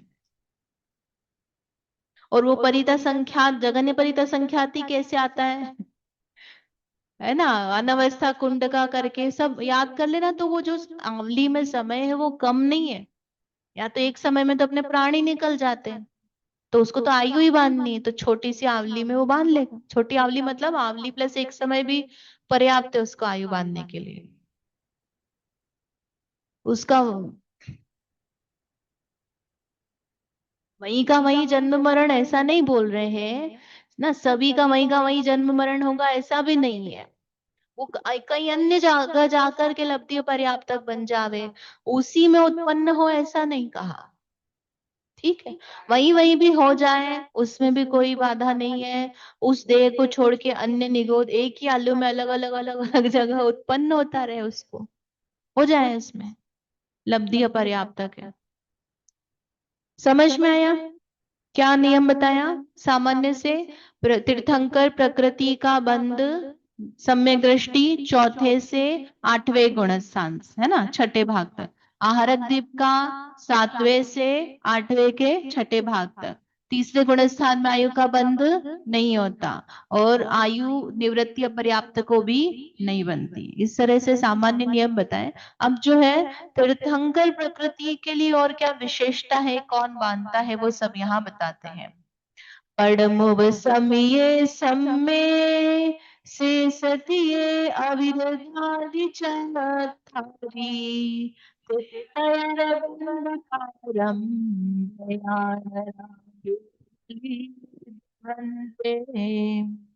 अब जो तीर्थंकर प्रकृति है उसको बांधता कौन है? अड़वुम समिये सम्मे सेसतीय है ना। तो प्रथमोपशम सम्यक दृष्टि जीव, चार प्रकार के सम्यक दृष्टि है ना, कौन कौन से? उपशम सम्यक दृष्टि, शायोग शमिक, शायिक, तीन है ना, और मिथ्या दृष्टि हो रहते तो सम्यक दृष्टि में फिर प्रथमोपशम में दो भेद कर देते, प्रथमोपशम और द्वितीयोपशम। तो पहले से चौथे गुण स्थान में, पहले से पांचवें में, पहले से सातवें गुण स्थान में जाते हैं तो वो कौन सा हो जाता है? प्रथमोपशम। और सातवें गुण स्थान से ऊपर श्रेणी जो चढ़ते हैं उस समय जो द्वितीयोपशम। तो यह हाँ, उपशम श्रेणी। तो उसमें प्रथमोपशम सम्यक्त्व में जो, और तीन जो द्वितीयोपशम शायिक और शायव शमिक सम्यक दृष्टि है, ये अविरदादि चत्तारी जो अविरत गुण स्थान है, चौथे से लेकर चार गुण स्थान आगे तक जाना, वहां तक तिथयर बंध पारंबया, वहां पर तीर्थंकर प्रकृति बांधता है। और प्रारंभया डरा है ना, प्रारंभ कहा करता है मनुष्य गति में केवली दुगंते है ना, यानी केवली और शुद्ध केवली के पादुल में। बहुत अच्छा इन्होंने स्पष्ट किया इसमें क्या क्या विशेषताएं हैं कि कौन बांधेगा। सबसे पहले तो मनुष्य, मनुष्य बांधेगा मतलब मनुष्य प्रारंभ कर सकता है, मनुष्य ही प्रारंभ करेगा और उसको आगे अन्य गतियों में जाकर वो तीर्थंकर प्रकृति बांधती रहे। जैसे एक बार यहाँ मनुष्य गति में तीर्थंकर प्रकृति का बंध शुरू कर दिया, फिर नरक गति में चले गए, वहां पर लड़ रहे हैं, मार रहे हैं है ना, भाग रहे हैं, तो तीर्थंकर प्रकृति का बंध हो रहा है कि नहीं? कंटिन्यूअस बनता रहता है जब तक उसका उदय नहीं आता, मतलब विच्छित्ति नहीं हो जाती आठवें गुण स्थान तक, तब तक वो बनती रहेगी। उदय कहाँ होता है? 13वें गुण स्थान। तो जब से मानना शुरू किया है तो भले नारकी बन जाए, देव बन जाए, अन्य गति में जाकर भोगभूमि में मनुष्य बन जाए इत्यादि, लेकिन तीर्थंकर प्रकृति का बंध कंटिन्यूअस बनता रहेगा, उनके सत्ता में रहेगी। तो आप सोचो, मतलब हम यहाँ मनुष्य लड़ नहीं रहे, भक्ति कर रहे हैं, फिर भी हमें तीर्थंकर प्रकृति नहीं बन रही, और वहां नारकी लड़ रहा है ना, आत्मा का अनुभव नहीं हो रहा, उसको सम्यक दृष्टि है, लेकिन फिर भी वो क्या कर रहा है? तीर्थंकर प्रकृति का बंध कर रहा है।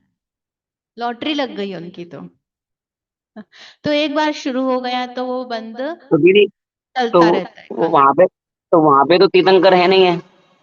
हैं जी, कहाँ? एक वहां पे मिनट, नारकी है, नरक। नरक में तीर्थंकर नहीं, तीर्थंकर प्रकृति को बांधे हुए ऐसे जीव जैसे राजा श्रेणिक है ना, वैसे वो गए हैं वहां पे, तो उनको अभी भी वहां बंद चल रहा है। तो आपके ने पाद मूल चाहिए वहां पे? पादमूल चाहिए ना, तो पादमूल यहाँ बता रहे हैं कि जो स्टार्टिंग है उसके लिए पादमूल चाहिए, है ना। वो बाकी वो बंधता रहे उसके लिए हर समय हम कोई तीर्थंकर के पास में थोड़ी बैठे रहेंगे। राजा श्रेणी के वहां पर जो गए थे समूह शरण के पादमूल में उनकी बंधना स्टार्ट हुई, तो उसके बाद जीवन में आकर उनने बाकी सारे काम किए कि नहीं किए। घर में रहे, रोटी भी खाई खाना भी खाया, और फिर मरण भी हुआ। तो उस समय बंद रहे भाई। पादमूल किसके लिए शर्त दी? उत्पत्ति के लिए। जैसे शायिक सम्यक दृष्टि है, शायिक सम्यक दृष्टि जो जीव है उसमें क्या है वहां पर कि उत्पत्ति के लिए पादमूल कहा है। उसके बाद में वो जीव अन्य जगह जाता है कि नहीं जाता है, उसका शायिक सम्यक तो छूट जाता है क्या? नहीं छूटता। सिमिलरली जो हमारा तीर्थंकर प्रकृति का बंध है वो स्टार्ट के लिए जो है तीर्थंकर का पादमूल कहा है। तो तीर्थंकर नहीं और श्रुत केवली भी ठीक है। और पादमूल का अर्थ मतलब समूह शरण में जाकर के बैठे ऐसा नहीं लगाना। पादमूल मतलब उसमें नगर में हो एक आध योजन जो उनकी लिमिटेशन है उसमें वहां है, तो उसके निमित्त से विशुद्धि बनती है। हाँ, उनका जो क्षेत्र है यथा योग्य जो लिमिट है उसके अंतर्गत रहे ना। हमारे गांव में आए महाराज जी, तो लोगों के 4 महीने कैसे भाव बनते रहते, नहीं रोज ही जाना हमको, है ना। कुछ लोगों में आपस में बातचीत चलती रहती, चर्चा चलती रहती, अरे वो ये पढ़ रहे हैं तो हम यहाँ अपने घर पे ही पढ़ ले, कम से कम वहां जाके नहीं पढ़ पा रहे। ऐसे अनेक प्रकार के भाव बनते हैं ना। वीर विशेष देख करके संगति का परिणाम होता है कि नहीं होता है। तो अब जैसे गृहस्थ है तो गृहस्थ घर में बैठे बैठे सोच सकता है, पुरुषार्थ कर सकता है मैं दीक्षा ले लूं। भाव होंगे क्या? नहीं होंगे, इतने इतने नहीं होंगे। लेकिन आप संग में ही रह रहे हो, आपको दिखता है नहीं अरे ये तो मैं भी कर सकता हूँ, मेरी भी शक्ति है, अरे मेरे को तो बनना ही है, करना ही है, दीक्षा ही लेना है। तो वो भाव करेगा और कर लेगा, उसकी विशुद्धि बन जाती वैसी उस जाति की। मतलब आप देखो जो दीक्षा लेते हैं ना, जैसे किसी माता जी ने दीक्षा ली तो उनके घर के रिलेटिव्स जो है ना अपने आप कैसे होते हैं, प्रेरित होते हैं। एक एक करके फिर उनके घर के भाई भतीजी जो भी है मतलब वो लोग दीक्षा लेते जाते हैं। कैसा हो गया? पादमूल जैसा। किसी ने ली नहीं तो कोई पहल ही नहीं करता। एक ने ले ली तो सबको लगता है ये ले सकते हैं, तो हम भी ले सकते हैं, हम भी कर सकते हैं, पहुंच में लगता है। तो ऐसे ही जो तीर्थंकर शुद्ध केवली का पादमूल जो है वो क्या करता है? विशुद्धि, है ना। वीर विशेष का काम भी होता है उसमें कि उनके निमित्त से ऐसे परिणाम उत्पन्न होते हैं जहां पर तीर्थंकर प्रकृति का बंध प्रारंभ हो जाता है। तो अन्यत्र ऐसी विशुद्धि संभव नहीं है। आप घर में मंदिर में कितनी पूजा कर लो, रोज इधर से विशुद्धि भावना भाए 16 तीर्थंकर प्रगटाए परम गुरु हो करो मतलब आप पूजा कर लो, लेकिन पूजा करने से तीर्थंकर प्रकृति का बंध नहीं होगा। तो पूजा नहीं कर रहे हैं तो पाप करोगे, आप पूजा नहीं करोगे तो क्या करोगे फिर घर जाके? क्या ही कर लोगे? तो ऐसा नहीं बोल रहे कि नहीं करो, पूजा करो, भाव से करो, अच्छे से करो। भाई उसमें प्रकृतियों का समूह स्वरूप समझ करके तो आपको उसमें वो भावना उमगेगी, लेकिन उसमें पुरुषार्थ किधर करना है? तत्व निर्णय के लिए। श्रद्धान हमारा सम्यक हो, सम्यक दृष्टि को होना है ना सम्यक दृष्टि हुए बिना होनी नहीं है। तो इस तरह से केवली द्विक के निकट मनुष्य को ही होगी, है ना। तो शेष 3 गति के जीव तीर्थंकर प्रकृति बांधना प्रारंभ नहीं कर सकते। बांध सकते हैं कब? जब मनुष्य गति से उसकी स्टार्टिंग कर ली है। फिर कहां से कहां तक? तो चौथे से 4 गुणस्थाली, चौथा पांचवा छठा सातवां, नहीं चौथा पांचवा छठा सातवां, 4 बराबर लिए। 8वें में बंध विच्छुत्ति हो जाती है उसकी अपेक्षा से। तो इन्हीं 4 में से किसी गुणस्थान में प्रारंभ लिखा है। अच्छा, 7वें में प्रारंभ हो सकता है, छठे में भी प्रारंभ हो सकता है, एंड 8वें तक हो। प्रारंभ के लिए 4 गुणस्थान किए, 8वें में शुरुआत नहीं होगी। शुरुआत मतलब कहा, किस समय वो बांधना स्टार्ट करेगा उसकी अपेक्षा से 4 गुणस्थान किए। तो देशव्रति भी बांध सकता है, अव्रति भी बांध सकता है, और मुनिराज भी बांध सकते हैं, लेकिन शर्त क्या है? सम्यक दृष्टि होना चाहिए। फिर तिर्यंच गति में तो तीर्थंकर प्रकृति का बंध किसी प्रकार भी संभव नहीं है। संभव नहीं इसका मतलब कि यहां बांध ली, तीर्थंकर प्रकृति बांधना स्टार्ट कर दिया, वो तिर्यंच गति नहीं जाएंगे, एक इंद्रिय से चतुर इंद्रिय तो नहीं ही बनेंगे। भोग भूमि में भी नहीं जाएंगे। सम्यक दृष्टि हो, तिरंज भोग भूमि में जा सकते। पहले आयु बांध ली और फिर तिरंज गति का बंद करके फिर सम्यक दृष्टि हो गए, और तिरंज गति में ही सॉरी सम्यक दृष्टि अवस्था में ही मरण हुआ, तो तिरंज गति में भोग भूमि में जाए। जैसे मनुष्य में लगाते हैं ना, वैसे तिरंज गति में। तो शेष 3 गतियों में प्रारंभ हो जाने के बाद बंध चलता रहता है। इस प्रकार ये तीर्थंकर प्रकृति के बंध का विशेष नियम बताया। तो सोचो, मतलब तिर्यंच जो है नारकी की दशा उससे ज्यादा बदतर है, लेकिन वो जूते खाते हुए भी क्या कर रहा है, तीर्थंकर प्रकृति का बंध कर रहा है। और जूते खाते हुए भी उसका सम्यक तो बना हुआ है। तो आप सोचो, मैं तो नरक में जाकर के सम्यक तो उत्पन्न कर लूं। अरे तुम यहाँ अच्छी अवस्था में सम्यक दृष्टि नहीं बन पा रहे, तो वहां जाके तुम पहले नरक में जाने के काम करो। फिर वहां सोचो कि नहीं, मैं नरक में जाकर बांध लूंगा, सम्यक दृष्टि बन जाऊंगा। That is not possible. जो बच्चा क्लास में ध्यान दे रहा है तो वो अन्य जगह ध्यान देगा, जो क्लास में ध्यान नहीं दे रहा है तो वो अन्य जगह ध्यान देगा क्या? तुमको यहाँ सब अच्छे सारे साधन उपलब्ध हैं, तब तुम सम्यक तो नहीं कर रहे, तो तुम नरक में जाकर सम्यक तो कैसे करोगे? नहीं कर सकते।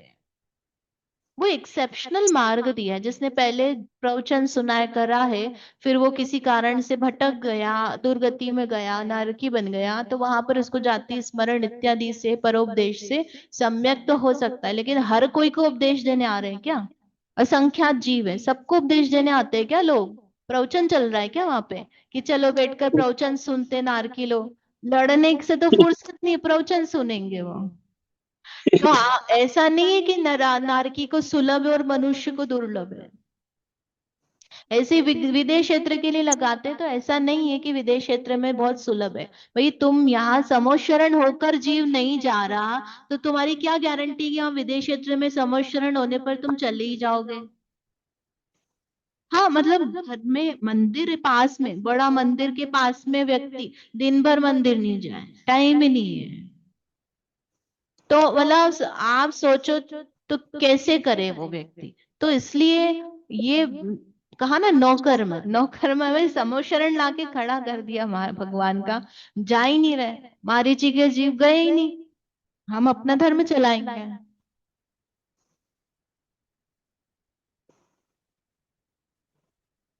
गया नहीं मतलब फॉलो नहीं किया भगवान को, उन्होंने उनके धर्म को माना नहीं, ऐसा सब चीज हो गई ना, चले भी गए, देख भी लिया, फिर भी नहीं माना, ऐसा उसमें।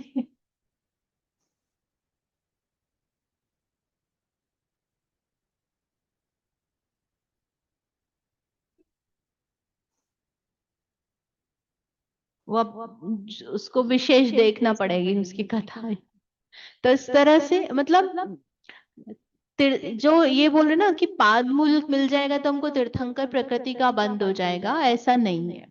एक तो सभी को बंद नहीं होता, और तीर्थंकर प्रकृति का बंद नहीं हो तो हम आत्मकल्याण नहीं कर सकते क्या? कर सकते हैं। भाई सुख तो सबका ही एक जैसा है ना, अनंत भगवान मोक्ष जाते हैं, जाते ही रहते हैं। तो उनकी विशेष विभूति है, मतलब उस तरह का पुण्य का उदय है, तो हमें उस विशेष विभूति में नहीं जाना। परिणाम हुआ तो हुआ, नहीं हुआ तो आप तीर्थंकर की जगह सामान्य भगवान बन गए तो घाटा हो गया क्या? भाई उद्देश्य तो हमको क्या है, आत्मा का अनुभव, सुख प्राप्ति करना, उसको लक्ष्य में लेना चाहिए।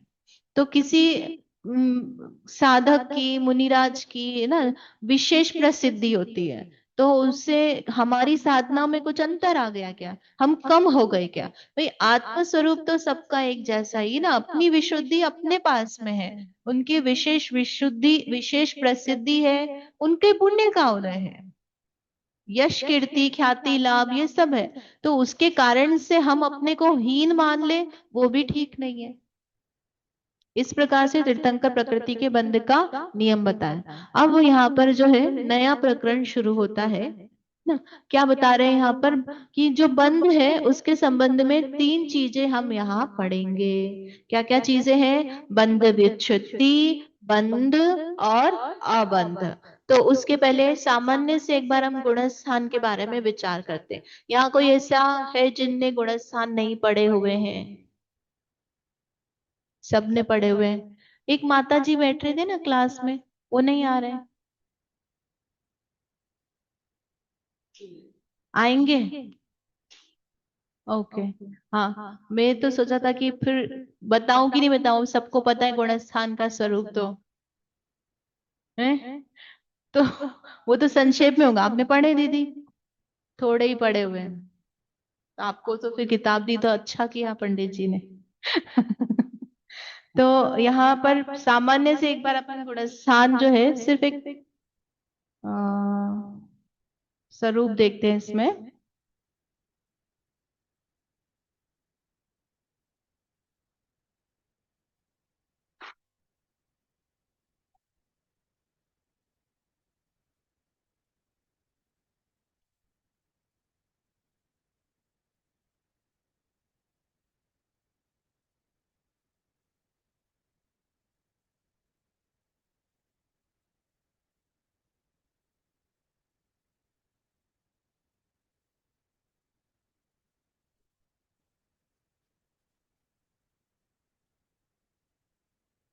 हम्म।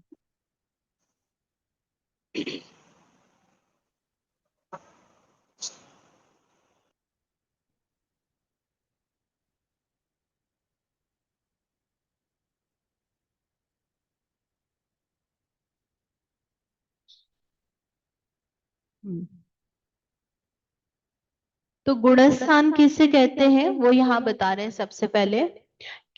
क्या मतलब होता है गुणस्थान का ना? गुणस्थान को हमने जैसे बताया था, एक थर्मामीटर की तरह है, जो टेम्परेचर जैसे बुखार का नापा जाता है, एग्जैक्ट अवस्था बताइए थी कितनी डिग्री उसका टेम्परेचर है, उसको कितना बुखार है, कितना स्वस्थ है, उससे वो पता चलता है। सिमिलरली गुणस्थान जो है आत्मा की अवस्था को नापने का टेम्परेचर है, स्वभाव को नहीं। अवस्था, अवस्था मतलब पर्याय। तो गुणस्थान क्या हो गया? एक पर्याय है। गुणस्थान क्या हो गया? पर्याय। तो क्या बोल रहे हैं गुणस्थान को? मोहनी आदि कर्मों के उदय, उपशम, क्षय और शैवशम अवस्था के होने पर जीव के परिणामों की तारतम्य रूप अवस्था को गुणस्थान कहते हैं। मोहनी आदि कर्म यानी मोह और योग दोनों लगाना, है ना? तो मोह और योग, मोह में फिर दोनों आ जाएंगे, दर्शन मोनी और चारित्र मोनी। तो इसके कारण से जो जीव की कम ज्यादा अवस्था हो रही है उसको क्या बोल रहे हैं? गुणस्थान। तो ये जो गुणस्थान है ये कितने होते हैं? 14, है ना? कौन कौन से? तो मिथ्यात्व, सासादन, मिश्र, अविरत, सम्यक, देश विरत, प्रमत्त विरत, अप्रमत्त विरत, अपूर्वकरण, अनिवृत्तिकरण, सूक्ष्म संप्रदाय, शांत, अयोग्य विलय, है ना? ये 14 गुणस्थान है। तो इसमें जो है शुरू के 4 गुणस्थान जो है वो क्या करने वाले हैं? यहाँ पर शुरू के 4 गुणस्थान जो है वो श्रद्धान को मापते हैं। एक से लेकर के जो ये 4 गुणस्थान है, ये क्या करने वाले? श्रद्धान का थर्मामीटर है। कैसा श्रद्धान है? सम्यक है, मिश्र है, मिथ्यात्व है, इसको नापते हैं तो वो बताते हैं। तो मिथ्यात्व एक ही प्रकार का होता है क्या? नहीं, है ना? सबका दर्शन मोनी श्रद्धान अलग अलग प्रकार का है। असंख्यात लोक प्रकार के परिणाम है। उन सबको इकट्ठा करके क्या कह दिया? ये सब जीव मिथ्या दृष्टि है। तो उसको क्या कहा? मिथ्यात्व गुणस्थान। तो मिथ्यात्व गुणस्थान में अनेकों प्रकार के परिणाम है। कोई जीव सम्यक्त्व की तरफ बढ़ रहा है, प्रायोगिक लब्धि को प्राप्त कर लिया, करण लब्धि कर रहा है, तो अभी मिथ्या दृष्टि से सम्यक दृष्टि नहीं हुआ है, लेकिन वो कहाँ जा रहा है? सम्यक्त्व की तरफ जा रहा है, तो भी वो परिणाम पहले गुणस्थान में है ना? मिथ्यात्व से सम्यक्त्व में जा रहा है, अभी चला गया क्या? नहीं, कर रहा है, पुरुषार्थ कर रहा है ना? अपूर्वकरण, अनिवृत्तिकरण, ये सब किस में जाएंगे? सब मिथ्या दृष्टि के परिणामों में जाएंगे। तो असंख्यात लोग प्रकार के परिणाम है, उन सबको क्या बोल दिया? वो सब इनमें से कोई सा भी परिणाम हो रहा है यदि जीव को, तो उसको मिथ्या दृष्टि गुणस्थान वाला कहेंगे। ठीक है। उसमें क्या स्वरूप बताया? अतत्व श्रद्धान। अब अतत्व श्रद्धान अलग अलग प्रकार का है। किसी को कुदेव कुशास्त्र गुरु का गाढ़ा श्रद्धान है, जिन धर्म के प्रति अरुचि है, किसी को जिन धर्म के प्रति रुचि है, लेकिन ऐसी सामान्य रुचि, हाँ बस हम जैन है, मंदिर जाएंगे, शादी जैन में करना। किसी को थोड़ी ज्यादा रुचि, फिर किसी को उससे ज्यादा, है ना, अलग अलग उसमें सबके परिणाम है। फिर साधन में क्या है कि उसको सम्यक दर्शन नहीं है, मिथ्या दर्शन भी नहीं है। तो क्या बोलते हैं उसको? सम्यक्त की विराधना जिसने कर दी है, सम्यक्त रूपी पर्वत से गिर रहा है और मिथ्यात्व पर जा रहा है, लेकिन मिथ्या दृष्टि हुआ नहीं है ना, लुढ़क रहा है वो भी। फिर सम्यक मिथ्यात्व, सम्यक्त्व भी और मिथ्यात्व भी है। चौथा है अविरत सम्यक्त्व। तो सम्यक दृष्टि तो है, अनंतानुबंधी चार मिथ्यात्व इत्यादि का उदय नहीं है, लेकिन संयम नहीं है, है ना। 12 प्रकार की जो अविरति कहा जाता है वो इसके पाया जाता है। तो यहाँ तक हम किसको देख रहे हैं? श्रद्धान को देख रहे हैं। फिर पांचवा गुण स्थान से जो है श्रद्धान, इसके ऊपर सभी चीज सम्यक दृष्टि है। अब किसको नापेंगे हम? अब ये नहीं नाप रहे कि उसका श्रद्धान कैसा है, कम है, और ज्यादा है, उपशमे के। हम चारित्र को देखेंगे कि उसका चारित्र कैसा है। चारित्र मतलब बाहरी चारित्र नहीं लगाना, चारित्र मतलब आत्मा का जो चारित्र गुण है, उसमें जो वीतरागता की परिणति वो कैसी चल रही है, उसको नापा जा रहा है ना। अप्रत्याख्यानावरण कषाय का उदय का अभाव हुआ, दो कषाय चौकड़ी का उदय है, तो जो विशुद्धि बनी है वो किसके लायक है? पांचवें गुण स्थान के। उसमें प्रतिमा इत्यादि के परिणाम होते हैं देश विरति रूप से, है ना। फिर उसके बाद है प्रमत्त विरत। प्रमत्त विरत यानी प्रमाद। तो प्रमाद जो है उस में क्या क्या प्रमाद आता है उसको बताएंगे आगे। तो जो है तीव्र संज्वलन का उदय है उसको कहा है प्रमाद। और तीव्र से मंद, है ना, ऐसे मंद, मंदतर, मंदतम, ऐसी चार कैटेगरी होती है। तो तीव्र से मंद उदय हुआ तो वहां पर क्या हो गया? प्रमाद से रहित पना। तो वहां पर ऐसा नहीं होता है कि आत्मानुभूति हो रही है सातवें में और छठे में आत्मानुभूति नहीं हो रही है, ऐसा नहीं लगाना। छठे में भी आत्मानुभूति हो सकती है, सातवें में भी हो सकती है, और सातवें में आत्मानुभूति नहीं हो और छठे में हो। वहां अनुभव से नहीं लिया है, टेम्परेचर किसका लिया है? कषाय की तीव्रता मंदता का, उसके कारण से गुणस्थान में भेद किया है। क्या लगाना? तीव्रोदय छठे गुण स्थान में संज्वलन का, और सातवें गुण स्थान में संज्वलन का मंदोदय। तो प्रमत्त विरत प्रमाद के साथ में पूर्ण संयम, सकल संयम, और अप्रमत्त यानी प्रमाद के बिना पूर्ण संयम। फिर अपूर्वकरण गुण स्थान, है ना, जिसमें अभी श्रेणी के गुण स्थान हो गए, उपशम श्रेणी और चपक श्रेणी। श्रेणी मतलब वो कंटिन्यूस वो गुण स्थानों को प्राप्त करते हुए चढ़ेंगे, सीढ़ी पे क्या किया जाता है? चढ़ा जाता है। तो ऐसे ही दो प्रकार की श्रेणी है, तो उसमें आठवां, नौवां, 10वां, 11वां उपशम श्रेणी के गुण स्थान, और आठवां, नौवां, 10वां, 12वां छपक श्रेणी के गुण स्थान है। तो 11वें से नियम से नीचे उतरेंगे, है ना, मरण भी हो सकता है, लेकिन 11वें गुण स्थान से नियम से नीचे उतरेंगे। क्यों? ऊपर क्यों नहीं जाएंगे? उनकी सीढ़ी वहीं तक उनकी सीढ़ी वहीं तक है, उसके ऊपर ले ही नहीं जा रही है ना। उपशम करा था ना उन्होंने, क्षय नहीं किया था। तो परिणामों को के द्वारा कर्म को उपशम करके चढ़े थे, तो थोड़े काल, जितने काल के लिए उपशम किया था तो वो खत्म होगा, तो नियम से कषाय का उदय आएगा, नीचे गिरेंगे। तो अनिवृत्तिकरण यानी जिनके परिणामों में भेद नहीं है, सूक्ष्म संप्रय जिनके कषाय सूक्ष्म है, लोभ जो है बहुत थोड़ा सा बचा है, उपशांत मोह जिनका मोह उपशमित हो गया है पूरी तरह से, चारित्र मोनि की 28 प्रकृतियों का उदय नहीं है, और क्षीण मोह यानी 28 प्रकृतियों का क्षय कर दिया, पूर्ण वितरागी हो गए लेकिन अभी अनंत सुखी नहीं हुए हैं, अनंत ज्ञानी नहीं हुए।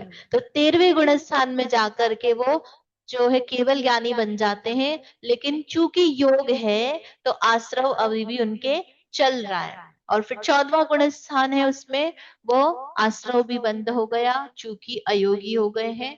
थोड़ा सा काल रहता है, इतना बोलने जितना, है ना। और उतनी देर में फिर उनके क्या हो जाता है, सिद्ध अवस्था प्रकट होती है। बोलिए सिद्ध परमेष्ठी भगवान की। एकदम संक्षेप में गुणस्थान का स्वरूप देखा।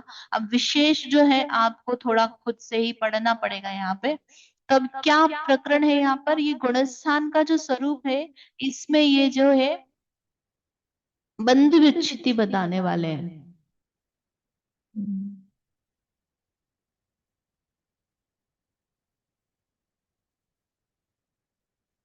हम्म।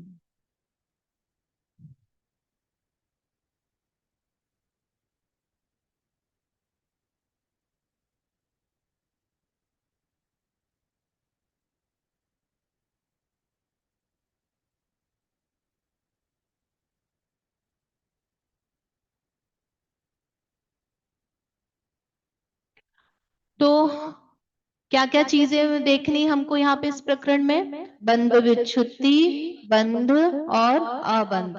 तो सबसे पहले बताते हैं बंध विच्छुत्ति किसे कहते हैं, है ना। तो बंध विच्छुत्ति यानी कि उस गुणस्थान में उस प्रकृति का उदय है, उसके बाद नहीं है, वहां तक है, उसके आगे नहीं होगा। तो उस ही में जाकर विच्छिन्न हो गई प्रकृति, उसके अंत समय तक उसका विच्छिन्न बना हो गया, इसलिए उसको कहा है बंध विच्छुत्ति। उसी गुण स्थान में उदय है, उसके बाद नहीं है। जिस गुण स्थान में जितनी प्रकृतियों की विच्छुत्ति कही है, उन प्रकृतियों का उस गुण स्थान के अंत समय तक बंध होता है, उसके ऊपर बंध का अभाव है, इसे बंध विच्छुत्ति कहते हैं, है ना। जैसे मिथ्यात्व प्रकृति है तो पहले गुण स्थान तक बंध होता है, फिर चौथे गुण स्थान में गए तो चौथे में बंद होता है क्या, नहीं। तो दूसरा तीसरा क्यों नहीं लिया, क्योंकि दूसरा तीसरा गुण स्थान जो है चौथे के बाद होगा, है ना। तो पहले से चौथे में गए, तो पहले से चौथे में गए मतलब कहाँ गए, जीव तो वहीं बैठा है ना, अपने आत्म स्वभाव में लगा हुआ है, और परिणाम में श्रद्धान में विशुद्धि बन गई, उसको कहा पहले से चौथे में जाना। तो वो जो विशुद्धि हुई, तो जिस समय वो सम्यक्त्व की उत्पत्ति हुई उसके पहले तक मिथ्यात्व था, यहां तक जैसे यहाँ मिथ्यात्व है तो उसकी विच्छुत्ति यही कहेंगे, उसके अगले समय से सम्यक तो हो गया, वहां मिथ्यात्व नहीं है ना। तो जब सम्यक थे तब मिथ्यात्व है क्या, नहीं है। तो उसके पहले तक तो कहां तक है, मिथ्यात्व गुणस्थान, नाम ही उसका दिया। अगर वहां पर सम्यक्त्व की स्टार्टिंग हो जाएगी तो सम्यक्त्व नाम पड़ जाएगा। तो जहां तक मिथ्यात्व गुणस्थान का नाम है, इसका मतलब वहां पर मिथ्यात्व है। तो जैसे यहाँ पर ये समझना चाहिए कि मिथ्यात्व का अभाव कहाँ किया जा रहा है, कौन कर रहा है, मिथ्यात्व का अभाव कौन कर रहा है, मिथ्या दृष्टि, है ना। भाई जिसको मिथ्यात्व कर्म का उदय है, वही जीव मिथ्यात्व में रहते हुए मिथ्यात्व के उदय का अभाव कर रहा है, बंध का अभाव कर रहा है। मतलब क्या, मतलब मिथ्या दृष्टि जीव कर्म का, मिथ्यात्व कर्म का अभाव कर सकता है। कोई निराला जीव नहीं, अलग से कोई जीव आ गया अरे ये सम्यक दृष्टि जीव, उसने मिथ्यात्व में रहते हुए अपने मिथ्यात्व के उदय का भाव किया है। तो मिथ्यात्व में रहकर मिथ्यात्व के परिणामों को घीसा, उसका अनुभाग स्थिति इत्यादि को बदला, तब जाकर के उसका मिथ्यात्व ऐसा कम कम कम होकर के ऐसा हुआ कि उसने सम्यक दर्शन प्राप्त कर लिया। कौन करेगा भाई, हम ही तो पुरुषार्थ करेंगे ना सम्यक्त्व का, और इसी अवस्था में करना है। कौन सी निराली अवस्था बन रही है, यही अवस्था में मिथ्यात्व के उदय में रह के काम कर रहा है। तो हम क्या सोचते हैं, हम गृहस्थ से मुनि बन जाएंगे तब कार्य करेंगे। भाई तुम गृहस्थ में तो पुरुषार्थ कर लो पहले, गृहस्थ का वो जितना धर्म कर सकता है तुम वो तो कर लो, उसमें तुम अपने सब जो है संक्लिष्टता इत्यादि कम करो, तैयारी करो। वही करोगे तब जाकर के तुम आगे बढ़ पाओगे। समझ में आया क्या भाव बताना चाह रहे हैं? तो जो कर्म का अभाव है, मतलब कर्म का साइकिल चलता है ना, ऐसा हम बोलते हैं कि अरे अभी हमको मिथ्यात्व का उदय आया, मिथ्यात्व कर लिया, फिर उसका बंद किया, फिर वो उदय आया, फिर नया मान लिया, फिर उदय आया, फिर मान लिया, तो वो तो साइकिल चलता ही रहेगा, हमारे कर्म का अभाव ही नहीं होगा। भाई कर्म के उदय में ही कर्म का अभाव किया जाता है, तो हमारे जो साइकिल है कर्म की वो खत्म होगी। पानी का बहाव का उदाहरण है ना, कम पानी का फ्लो है, स्थिर है, चंचलपना कम है, उसी में आप पुरुषार्थ कर लो तो क्या हो जाएगा, आप विपरीत बह पाओगे। और हम उस समय करना नहीं चाहते, जब कषाय मंद रहती तब भोगना चाहते हैं, हम आराम से पड़े रहना चाहते हैं, टाइम पास करना चाहते हैं। तो इसलिए बुद्धि अच्छी है, हम कर सकते हैं, तो पुरुषार्थ पूर्वक तत्व निर्णय का प्रयास करना चाहिए। बाकी सारी चीजें हम कर लेते, एक तत्व निर्णय नहीं करते, तो कैसे करें, अलग से समय दो उसको बैठ करके। और हम सोचें कि खाना बनाते बनाते, रोटी बनाते बनाते ये चलेगा, मैं रोटी नहीं बनाती हूँ, चलता है क्या? क्यों चलना चाहिए, ऐसी बात करते, लेकिन चलेगा नहीं। क्यों? क्योंकि आपने दिन रात रोटी बनाना ही सीखा है। उसमें क्या है कि जो चीज आप मोस्ट ऑफ द टाइम करोगे तो आपको बाद में उसके संस्कार भाव चलेंगे। अब आप 4 घंटे खाना बनाओगे तो यहाँ आकर के भी आपको भाव चलेंगे कि ये ऐसा बना दिया था, कल ऐसा कर लूंगी, जाकर ऐसा करना है, चलेगा। क्योंकि आप मोस्ट ऑफ द टाइम क्या कर रहे हो, यही कर रहे हो। अब दिन रात शॉपिंग की वो देखते रहते हो कि ये खरीदना है, ये खरीदना है, तो आप यहाँ बैठोगे तो भी आपके हाथ में फोन नहीं हो तो भी आपको चलेगा, उसको कार्ट में डाल दूं, ये लेना है, ये ऐसे करना है, इस वाली साइड से देखूंगा, संस्कार चलेंगे। तो आपको भेद विज्ञान के लिए नियम से अलग से कि नहीं, मैं 10 मिनट बैठकर विचार करूंगा, ध्यान करूंगा, तो आप 10 मिनट चलाओगे तो कभी 1 सेकंड याद आएगा आपको अलग से कि हाँ मैं आत्मा जीव हूं? आएगा ही नहीं याद में। तो इसलिए आप जितना टाइम आप उसमें लगाओगे तो आपको बाकी समय में चलेगा।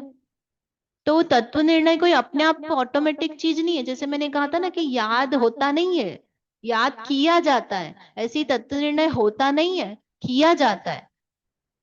रोटी बनाते बनाते आप सोचो चल जाए, 3 काल में नहीं चले अगर तुमने अलग से बैठ के नहीं किया हो तो। वो जो चलेगा ना, वो क्या चलेगा, जो आपने सुना है। क्या सुना है, रोज हम स्वाध्याय में सुनते हैं, मैं रोटी नहीं बनाती, मैं रोटी नहीं बनाती, तो जब रोटी बनाओगे तब याद आएगा मैं रोटी नहीं बना, तो बनाती नहीं तो बना क्यों रही हूँ?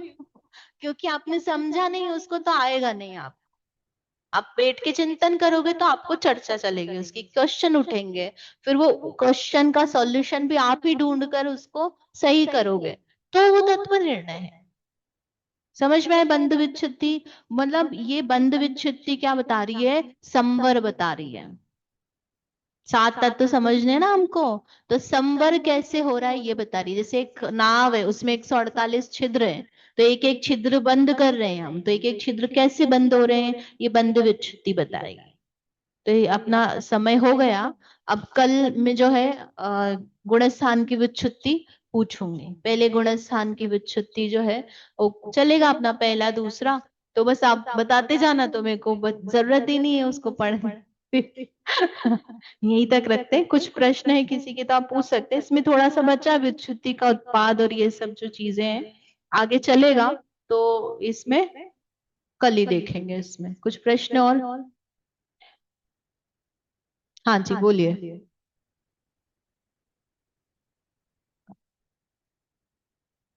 हाँ,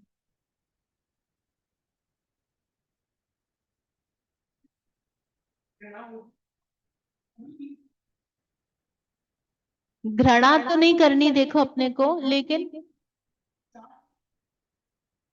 हाँ, नहीं तो आपको सही समझ आएगी कि मैं कौन हूं, तो अपने आप मिथ्यात्व चला जाएगा, उसको हटाने की जरूरत नहीं है।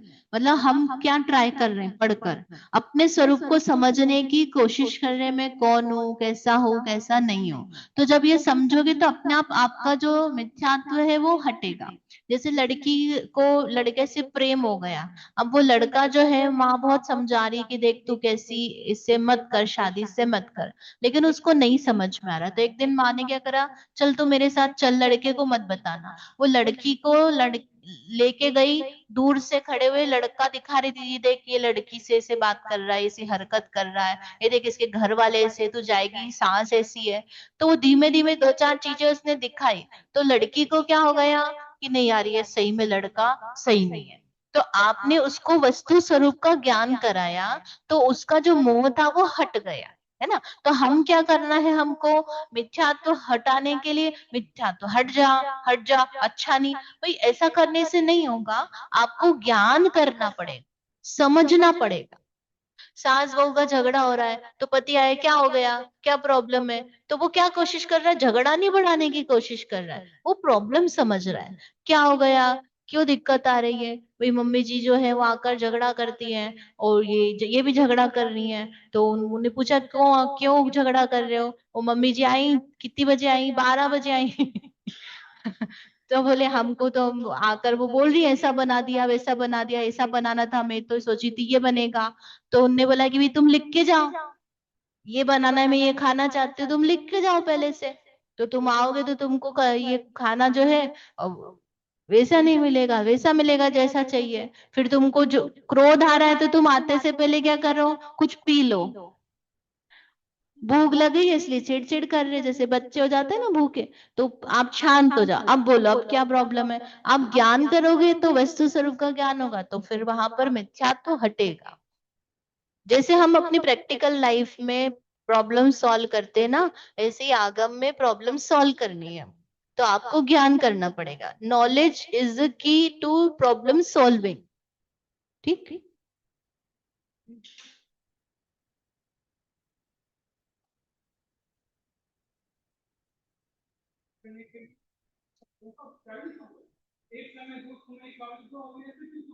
क्योंकि वो उतना वो जितना काल है वो उसको बताया नहीं जा सकता कितने समय है, इसलिए उन्होंने बोला कितना प्रमाण है।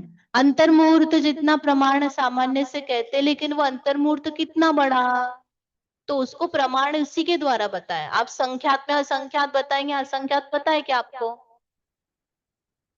असंख्यात हमारी मति ज्ञान की बुद्धि से बाहर है ना। तो उसमें कितना समय लगा एग्जैक्ट नहीं बता सकते, इसलिए उन्होंने उसको प्रमाण बताया ना, वो भी प्रमाण ही है कि अ ई उ ऋ ल इतना बोलने में जितना समय लग रहा उतने काल में वो चले जाएंगे, उतना काल है उनका। नहीं, वो हमारे ज्ञान के लिए बताया है कि इतना जितना प्रोनाउंस करोगे इतना काल है, वो प्रोनाउंस नहीं कर रहे हैं। वो तो अपने स्वरूप से शरीर से वो तो अलग हो रहे हैं, उनको कोई प्रयोजन नहीं है। हम जिन चीजों को जानते हैं ना, जैसे बच्चे को शेर बताना तो कैसे बताते हैं, ये देख बिल्ली है, ये पीले कलर का कर लेना, बड़ा कर लेना, ऐसा कर लेना, वो शेर। तो अब हमको समय बताना है तो कैसे बताएंगे कि ये तुम गिन लो, इतनी देर जितनी लग रही है उतना समय। बच्चे को घड़ी में बताना है तो उसको क्या बोलते हैं, ये 4 का काटा इस पे आ जाए, ये इस पे आ जाए तो तेरा टाइम हो जाएगा, तब तेरे को चॉकलेट मिलेगी। तो ऐसे हमको समझाना है कितने असंख्यात समय हुए, तो मुनिराचार्य ने जो है वो प्रमाण बताया है।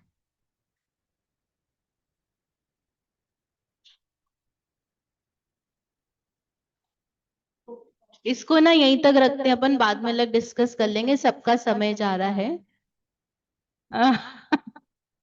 हाँ, ठीक है। अथापराणिक साध्या निष्ठापन क्रियाएं पूर्वाचार्य ने क्रमेण सकल कर्मश्यार्थम भाव पूजा वंदना स्तव शुद्ध भक्ति कायसरदम करम।